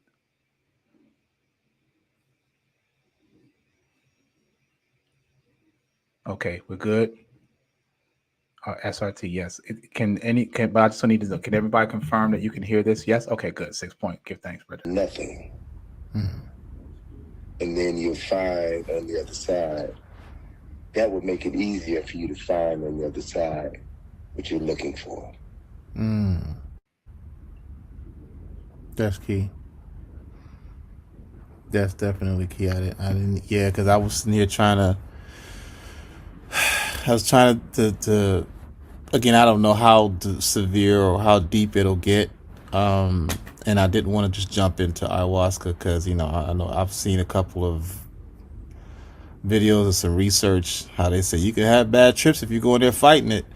So yeah, I want to go in there. I was thinking positive, but I hadn't thought about the fact that you said just going there with nothing. Yeah, that's you don't take anything in. Yeah. You're going to blank slate. Because, well, what did I see? you just bring it to mind what I was reading tonight, and it made reference to, let's see here if I can remember now, the three aspects of the soul. You have the animal soul, and then you have the, I forget the term, but it's the mental soul. Mm-hmm. And then you have the immortal soul, right? Mm. So, that's what it was. There was a line in this film. It says, you have thoughts, and your thoughts create emotions. But then your thoughts leave, and the emotions are left behind. And oftentimes you don't know where they came from. Mm. So with fear is a emotional reaction to a thought that is no longer there. Mm. So realistically, that fear isn't there either. But it's the emotion tied to the thought that you're interpreting as real. And it's already passed. It's already there. It's not even there. Mm. Okay? So you go in as a blank slate. Mm. And then you'll find what's there for you to find. There's no judgment. There's no filter that it has to pass through. It's there just as it is, just as it's supposed to be for you to see. You see it in its authentic self, not through a filter of fear or a filter of happiness or whatever, because happiness is a thought, happiness is illusion, happiness is temporary too. Mm-hmm. Yeah. So would you suggest, what might be some things if you were me, and even if you recall in your experience, would you be saying to yourself in that moment? Just stay neutral, just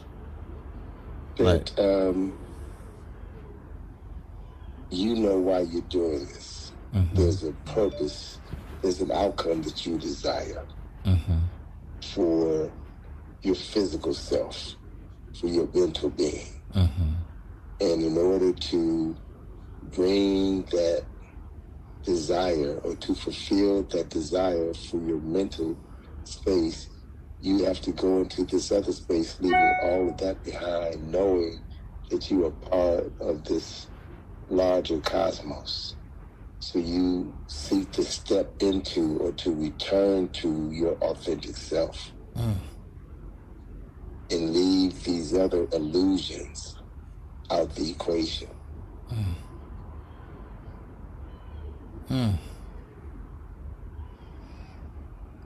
Damn. So everybody saw the eclipse.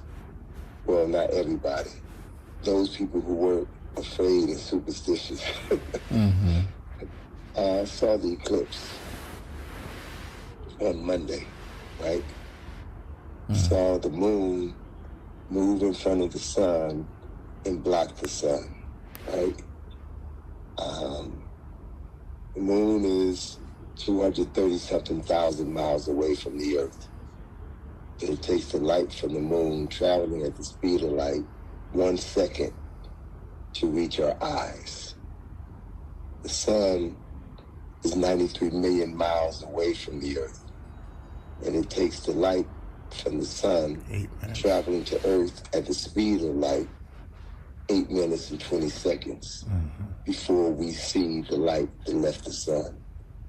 So when we were watching that eclipse and saw the moon cover up the spot of the sun, it actually covered that spot up 8 minutes earlier. We were just reacting to the illusion. So on a very basic and fundamental level, our physical bodies and our minds are reacting to something that has already happened.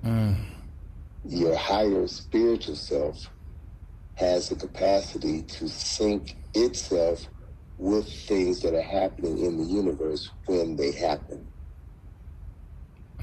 And the key is to synthesize or align these two perspectives so that you can see the whole thing and not just respond to the illusion. Right. So the ultimate objective of the journey inside via mushrooms or ayahuasca or LSD or what's that other thing? The date rape Molly. All of these compounds contain chemicals that separate this how can I say it, that demolish this wall between the physical and the metaphysical. And you go over to the metaphysical side, and that is a part of you. That is the essence of who you are. So basically look at it as you going home.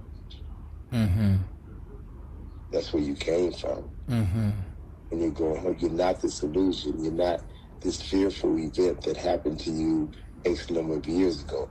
That's not who you are. That's what's holding you down.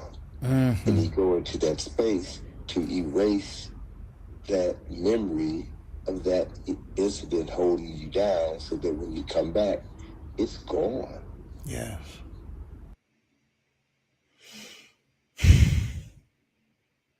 Yo, every time I hear that, I mean, I get so emotional about it because to hear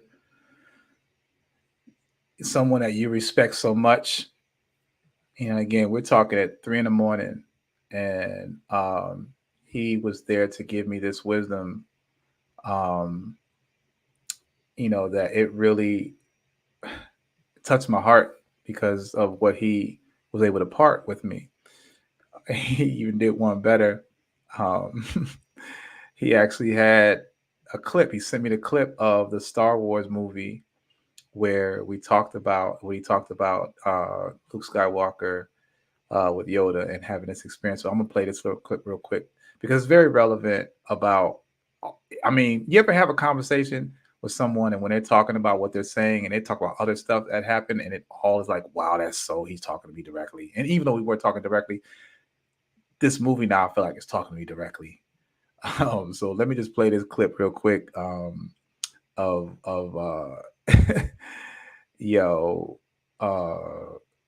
what happened here. Where is it? Where are you? Oh, there it is. Okay. Check this out.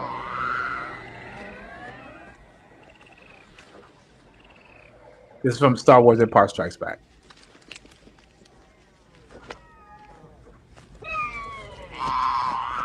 This is Luke out there training. Yoda's on his back. Yes, run! Yes, Jedi strength flows from the Force. But beware of the dark side. Anger, fear, aggression. The dark side of the Force are they. Easily they flow, quick to join you in a fight. If once you start down the dark path, forever will it dominate your destiny. Consume you it will, as it did Obi-Wan's apprentice. Vader, is the dark side stronger? No. Quicker, easier, more seductive. But how am I to know the good side from the bad? You will know when you are calm, at peace, passive. A Jedi uses the Force for knowledge and defense, never for attack. But tell me why I can't... No, there is no why. Nothing more will I teach you today. Clear your mind of questions.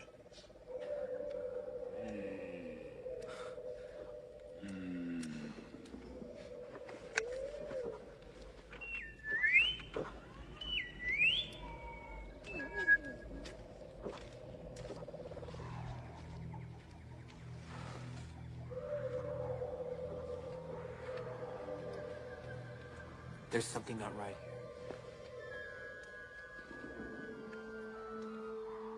I feel cold. That place is strong with the dark side of the Force. A domain of evil it is. And you must go. What's in there? Only what you take with you.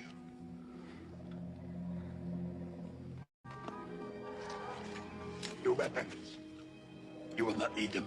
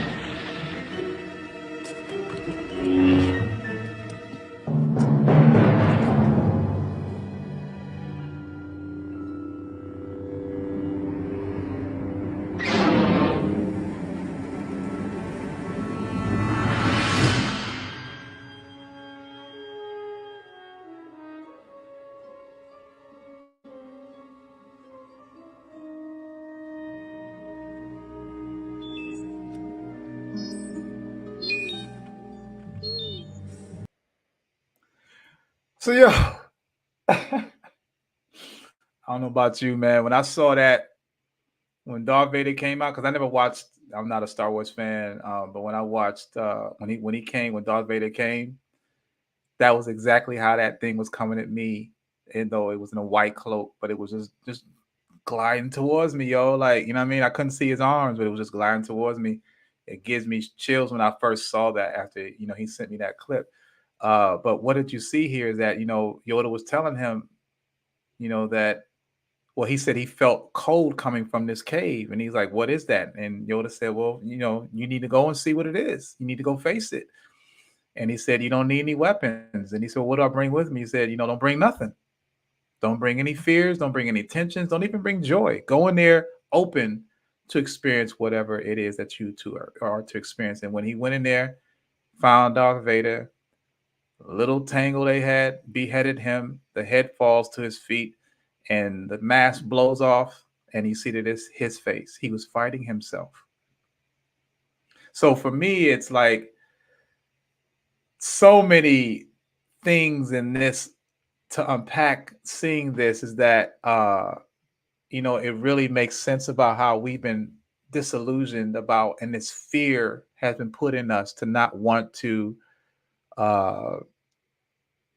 face these things. We don't want to question these things, right? So we'll go to this mystery God and say, please take care of it. Or, and we don't go ahead and we don't understand the importance of how strong our minds are. We have, our mind is probably the brain is probably the most underrated muscle in our body. we don't exercise our mind enough, that it has gateways. I mean, if you really break it down and you look at, scientific pictures of what the brain looks like, as far as when you go inside and you see all the neurotransmitters in the veins and everything in the arteries, it looks like it's a whole web and everything is connected, right? Interestingly enough, the internet, the World Wide Web, is connected the same way. If you look up images of brain matter and the internet, the web, it's the same way. And that's on a microcosmic. But when you look at a when you look at a macrocosmic level, meaning let's look out in the universe, if you ever look at dark matter, look up dark matter and you'll see that they had telescopes that had different lenses that will make you look in, like to the naked eye, you see stars, right? You see just stars all over the place. But if you were to have a specific kind of lens, I don't know what it is, but if you have a specific kind of lens that gives you a different view of it, all those stars are connected with wormholes or lines. There's kind of this black web type of thing, and they call it dark matter, and everything is connected. And I'm thinking, wow, these are possibly passageways, like that tunnel I said I'm being pulled through. Like there's so many passages and things out there that we spend our entire adult lives never exploring. We never explore it because we've been told by this mystery God to just serve and just believe in him and give your tithes and go to church every Sunday. And no this, but yeah, this. Even to all the other religions that don't allow you to use your mind. It's very important that we understand the biggest fight, as the kid just said, is we are fighting ourselves. The biggest fight is ourselves. The biggest fight is ourselves. We question things, and then someone comes in there and says, stop questioning. You're not supposed to know, so we stop. And then we go through the rest of our lives never wondering or reaching the true capacity, the full capacity, even near half probably capacity of who we are as spiritual beings. And we have these mediocre lives, tying in the first episode we did on Tuesday. So it's very important that we think about this, and just I wanted to touch on these things because the answer lies within you. We just have to have the courage to want to see it through. So this is why I'm on this journey to experience ayahuasca. And so I wanted to share with you a little bit about what ayahuasca is, and then we're going to close out because we're near the 2-hour mark, and I really don't like to go too much over that, okay? So let me just play this clip about ayahuasca so that you can get familiar, and then we're going to get it close out, all right? What happens when you use ayahuasca? Check this out. Ayahuasca, you expand your consciousness, right? So you expand your consciousness now, right? So when we return back to your body, right? Problem didn't go away. It's just that it's much smaller now because your expansion of your consciousness. So as we expand our consciousness, the problems that we drowned ourselves in just dissolve into the grander scale of understanding. Like when you really think about this, right? Life itself, we have all these earthly problems, be it financial, be it in relationships, be it, self-doubt, how you carry yourself. We have all these issues that we deal with, right? But I'm told that, and no, I haven't taken ayahuasca yet, but I have had experiences. I've had paranormal experiences, and a lot of us probably have. We just haven't spent time. If you take some time and remember, you probably have had some, especially when you were younger. You still may now too. It's just that, it's a vibration, it's a frequency. Whether you tune into it is your choice. But in those experiences, when you go through those spiritual encounters, you start to see that these issues, these earthly issues, are really nothing. They're minute. They're so minute. But it's interesting how the Western psychosis of the rat race has got us to think that everything is about how much money you make so you can keep food in your belly and shelter over your head. We've been conditioned in this way. And I mentioned this in my pilot about how the human race is the only species on this planet that has to pay rent to live on this planet. All other species, they just take what they need off the planet. But humans are the only one that has to pay to live here, to keep your lights on, to put shelter over your head, to have running water, to have food, to have transportation. You have to pay to be here. So when you're so focused on trying to get these things to just exist, you don't even get a chance to figure out your makeup of who you really are. What's my reason? Why was I born? You know what I'm saying? Like, it's far too often when we look at a person's life and we say, oh, they was born in 19 something, they died in 2000 something. We deal with the beginning and the end, the alpha and the omega. We never talk about that dash, the date in between, the time in between. What do we do during that time? Most of us just worked. Yeah, we had experience, we had family, we had life, we had, nice accolades and nice experiences. We traveled, we have children, grandkids, etc. But when it comes to the human experience, did you have a really full human experience, or was this experience based upon the tenets of what global white dependents want you to live your life as? We're really, really very, very powerfully spiritual, but we never tap into it because we're told not to. It hasn't been monetized. Money has become more important than that. And the most valuable currency is the currency that's going through your mind, the currents, the electrical currents that are tied into our DNA, our digital makeup of who we are. Man, this is metaphysics, and we'll be talking we're going to be doing episodes on these. I got so much good stuff to share with y'all. And it's not so much that I'm teaching. I just want to get out of my head so I can make room for more. You know what I'm saying? Because that's what it is each one reach many. But I have another video I want to show. This is another person, another experienced person that's taken ayahuasca and what it was for them. All right, let me pull it up.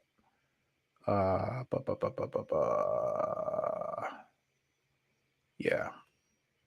Describe ayahuasca for anyone that doesn't know what it is. So my experience of ayahuasca has always been beautiful, no matter how dark it's got. Yeah. Because ayahuasca almost allows you to go deeper within yourself. My first ever ayahuasca experience, it blew my mind. I'm in the middle of nowhere, yeah? Literally nowhere. No, middle of nowhere, but everyone's dressed in white, it's ceremonial. It's my first time.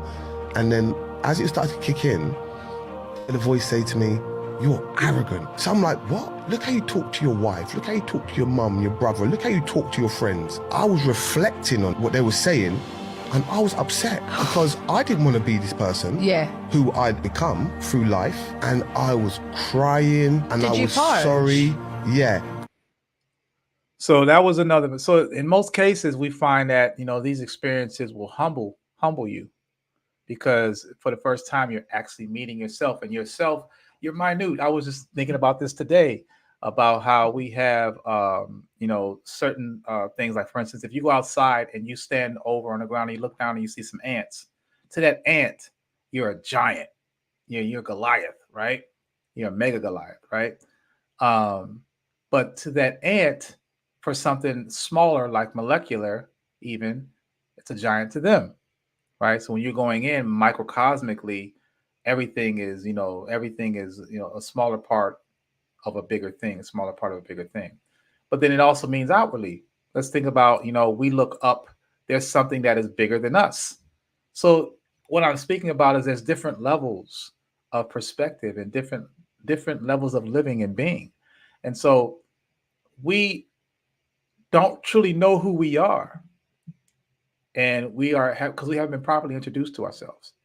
Again, we are under this Western medicine mindset. We've come through their public school system, so we don't even know how to really think yet. We don't even know how to let our minds be free thinking and just let something happen and let it develop.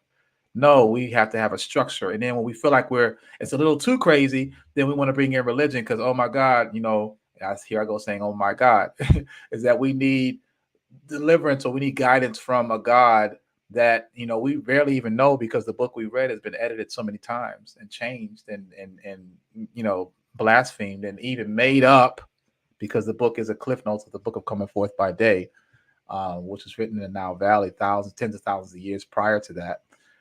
We don't know the history of spirituality and religion and how it's been used to weaponize our mind, or be weaponized against us using our minds. So as I talked about some examples of it, it isn't fair for me to not tell you what ayahuasca is, right? So here's a little clip that gives you an example, and then we're going to get ready to close out. Here we go.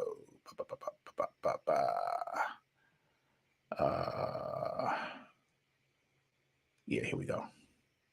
Hallucination-inducing drug ayahuasca has been used for centuries by tribes in South America during spiritual ceremonies, but as it becomes more mainstream for those seeking optic and auditory hallucinations, what exactly is it and how does it affect your body and brain? Ayahuasca is actually a combination of the leaves of one plant and the vines of another, neither of which have any hallucinogenic power on their own, but the leaves do contain DMT, which is structurally similar to your neurotransmitter serotonin and to the chemical found in magic mushrooms.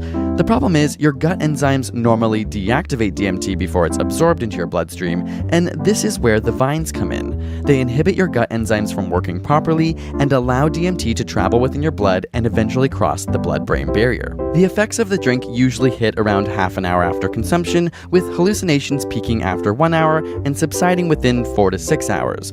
But these hallucinations are reported to be different from drugs like LSD and shrooms in that most people are fully aware that they're visually hallucinating.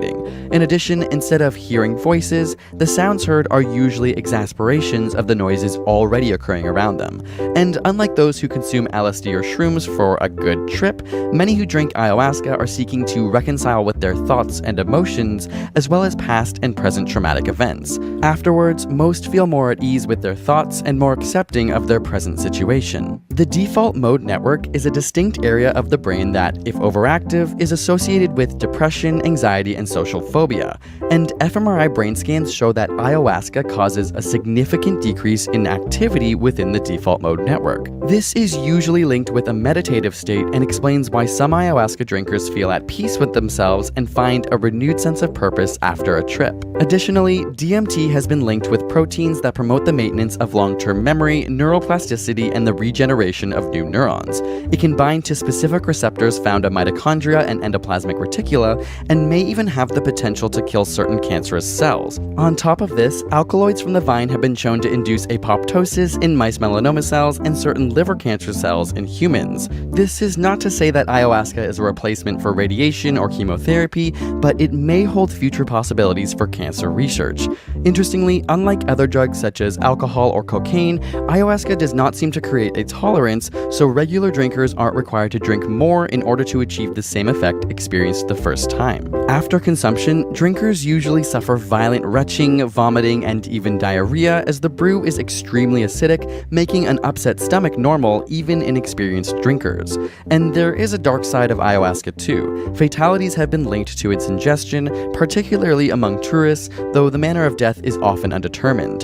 The increase in popularity has also given rise to fake shamans unqualified to create the brew safely. Ultimately, the data is currently too sparse to seriously consider ayahuasca recreationally, and more clinical trials are required to conclude whether ayahuasca is safe. Special thanks to Audible for supporting this episode to give you a free 30-day trial at audible.com/a. Yeah. So as said, ayahuasca is becoming a thing now. It's probably I've heard about it years ago, but I'm starting to hear more about it now, especially in our space, especially plant medicine in general, and again, shrooms and things of that nature. So it's something to look into if you have some things that you're looking to understand, experience.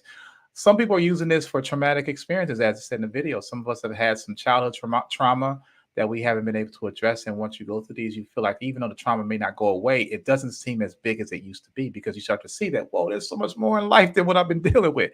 And that's the beautiful thing about this, is that you start to realize there's so much more out here that's more intriguing than the day-to-day that we have been bombarded with. We've been thinking that you just go to work, you come home, and you live life. There's so much more out here. And when you see that and do that, you start to see that I can expand and break these illusionary borders that they put on me about what the life experience is about.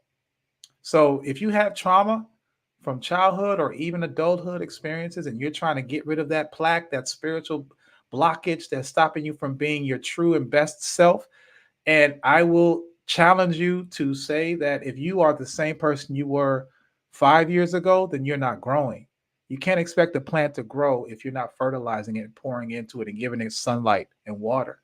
If you are the same person, if you are having the same habits that are debilitating, if you're eating the same foods and you know that it's going to add to high blood pressure, it's going to add to potentially ending your life sooner, if you're overweight, if you're underlearned, you're not learning and expanding, you haven't picked up a book since college, and you're in your 50s, if you are not trying to expand more in your life and learning something that isn't money motivated, that maybe it's about nature, maybe it's about health, maybe it's about spirituality, maybe it's about metaphysics, maybe it's about the entire body and the brain itself and what it's capable of doing. If you're not adding to that to yourself, then you're becoming a weed and you're not going to grow. And that's actually going against the blessing of having a chance to live this experience.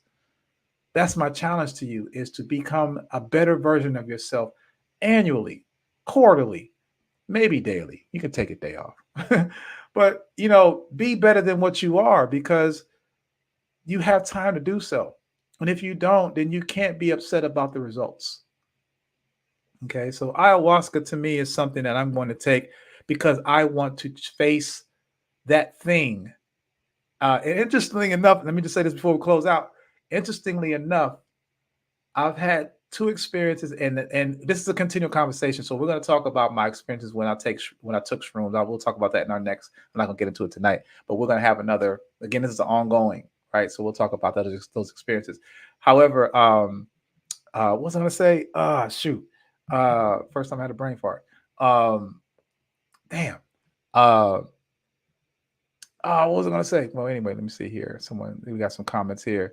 Sister Kitchen says, having a trusted source for any plant medicine is imperative. Absolutely. A trusted source. Yeah, because people are buying stuff just like, for y'all that, be still smoking weed, no shade or whatever. But if you're not growing it, you don't know what they're putting in it. And I have smoked weed before. The last time I smoked weed, I had a very bad experience because it was cosmetic. Somebody put some stuff in it. And when I had it, I was extremely paranoid. And I started thinking about DMX. When DMX said that his very close friend, I don't know if it was a relative, I can't remember, but his very close friend got him addicted to crack cocaine by lacing his weed without him knowing. So you don't know what they're putting in these things. And so if you don't have a trusted source, you could end up, having bad experiences, bad trips, being addicted, etc. Right? Casey Lee is saying, be ready because it's not for the faint of heart and it feels terrible. That could be, and I haven't taken it. I'm here for it all. I would say that if it was a bad experience, they do say again, come in with nothing. You know what I mean? And while you're there, be emotionless, be there for that experience. Now they mentioned about you may purge, you may defecate, vomit, you may shit on yourself, whatever. But that's why you want to be in spaces with people that'll protect you and take care of you, that are accustomed to this. There are some people that are doing it in the U.S. But again, having a legitimate shaman would be really to your best, be your best decision, because you want to get more than just having someone being there to wipe your shit up. You want to have someone that's going to guide you through and talk you through these things, because some of these experiences could be pretty scary, pretty lonely, but more importantly, more enlightening. So I'm saying, don't jump in 2 feet with ayahuasca. Maybe you do train yourself like what I'm doing. I'm being cautious because I know what happened before with me not taking anything, that I need to be cautious about what I'm doing before I just jump in and start taking the psychedelic and thinking that everything is going to be revealed to me. Another thing I want to share too is Mike Tyson. Mike Tyson, an avid ayahuasca user or taker. And I saw a podcast of him years ago where he talked about how when he first took ayahuasca, that he went in there fighting. And because he was in there fighting, he was having a bad trip. So he was in there really fidgeting. And he said, I was in there oh, God, everybody's after me. He's like, oh, no. And they was coming. And he said, yay. He went from scared to what he said, forget it. And he relinquished all his fears. And then he experienced this euphorism of euphoria. Change the word, because if you don't know the word, he had this experience of just pleasure, of enlightenment, because he stopped fighting, he let go. So, for those that may have it and may have bad trips, they do say you should do it more than once when you're first doing it. Try to do it over a series of 3 times over a few days. Some people do it over a week. But the point is that a one and done, I think, is not enough. So if you've done it once, you might want to do it again, and do what's necessary to prepare yourself so that you can be ready to do that. It isn't for the faint of heart, but it is for those that are wanting to get more out of life and understanding what that is. Okay. So with that said, if you feel what you heard today was, helpful, if it exposed you to something that you may not have known or enhanced what you've already known, I truly appreciate that. And I truly appreciate you staying on with me for over 2 hours and tuning in. Again, we do this every Tuesday, Wednesday, and Thursdays at 9 p.m. What the fuck? I'm sorry. Nope. Ways to Freedom podcast show where we talk about all types of things under the sun. But I give thanks for you tuning in. And if you do feel like this was something that moves you, in the least, all I ask is that you either both like the video in whatever platform you're watching it on, Facebook or YouTube, and also subscribe if you're on YouTube. It helps me grow the channel. I'm really trying to get to 1,000 as possible, as quick as possible. For even 500 as quick as possible. We're just over 100 now, so we just started this week, so that's pretty good for a start. But sharing this to people that your loved ones, people that think they might find this enlightening, I really appreciate that. And in addition to that, if you feel like moved in your heart that you want to contribute a monetary donation, feel free. It could be any dollar amount to Cash App at Bit Marley or at PayPal at paypal.me/DG Times. Okay, so just wanted to give thanks again for everyone for tuning in this evening. Next week, let me tell you what we're going to be talking about next week. So I hope that you tune in. Again, Tuesday, May 14th, we're going to be talking about why we all need financial therapy. All right, so we're going to really get into the finances. Again, we talk about 6 different themes every show, right? The following Wednesday is going to be May 15th, which is the Founders Day of the Boule. So we're going to talk about part 2. We talked about part 1 yesterday. If you haven't seen it, go ahead and tune in to watch part 1 of that. We're going to continue this discussion about America's first Black fraternity and their what they've been doing in regards to keeping Black people at a snail pace towards African liberation and independence. And then on Thursday, May 16th, we're going to talk about, we're going to take some pieces from my curriculum that I created called From Slave Ships to Steamships. This is a STEAM-oriented conversation. And we hear STEAM, people think, oh, that's for high school students or grade school students. No, this is for adults too. This is continued educational learning. So I welcome any of all ages to tune in on that show as well to learn about STEAM. And not just about science and technology. We're not talking about formulas and all that stuff. No, we're going to talk about the historical data behind the greatness of our people, because most people don't understand that, yeah, a lot of us were brought over here to the Americas for free manual labor, but it wasn't just for that. They brought us over here because of our creative, innovative genius. There's stuff in us that is still in us today. Our innovative genius is still in us. We just haven't seen any examples of it. You know what I mean? All those are Black inventors that, yeah, we're in a woke era right now where we're seeing some things are still not in the educational system, but we're starting to learn that there's a lot of inventions that Black people have created and made. And it's time that we give those flowers, but not only give those flowers to those that have done it before, but also implant that flower back into ourselves, and especially those that follow us, because the world is changing. We're in a 4th industrial complex revolution. Things are coming about, and we need to be involved in these spaces. And we realize that these spaces were actually originated by us. It gives you some ownership. It gives you some pride. So we'll be talking about from slave ships to steamships. We might have came over here in slave ships. We're going to be leaving in our own steamships. All right. So with that said, I give thanks for you all for tuning in. This was a great show. I hope that you found interesting. And, my whole thing is that we continue to build. We continue to put ourselves in spaces where, as a people, we will be collectively elevating ourselves, liberating ourselves, and more importantly, understanding the commonalities that we all have. So give thanks for y'all for tuning in. And I'm closing out right now. See you. Have a great weekend. And I'll see you next Tuesday. Bless up.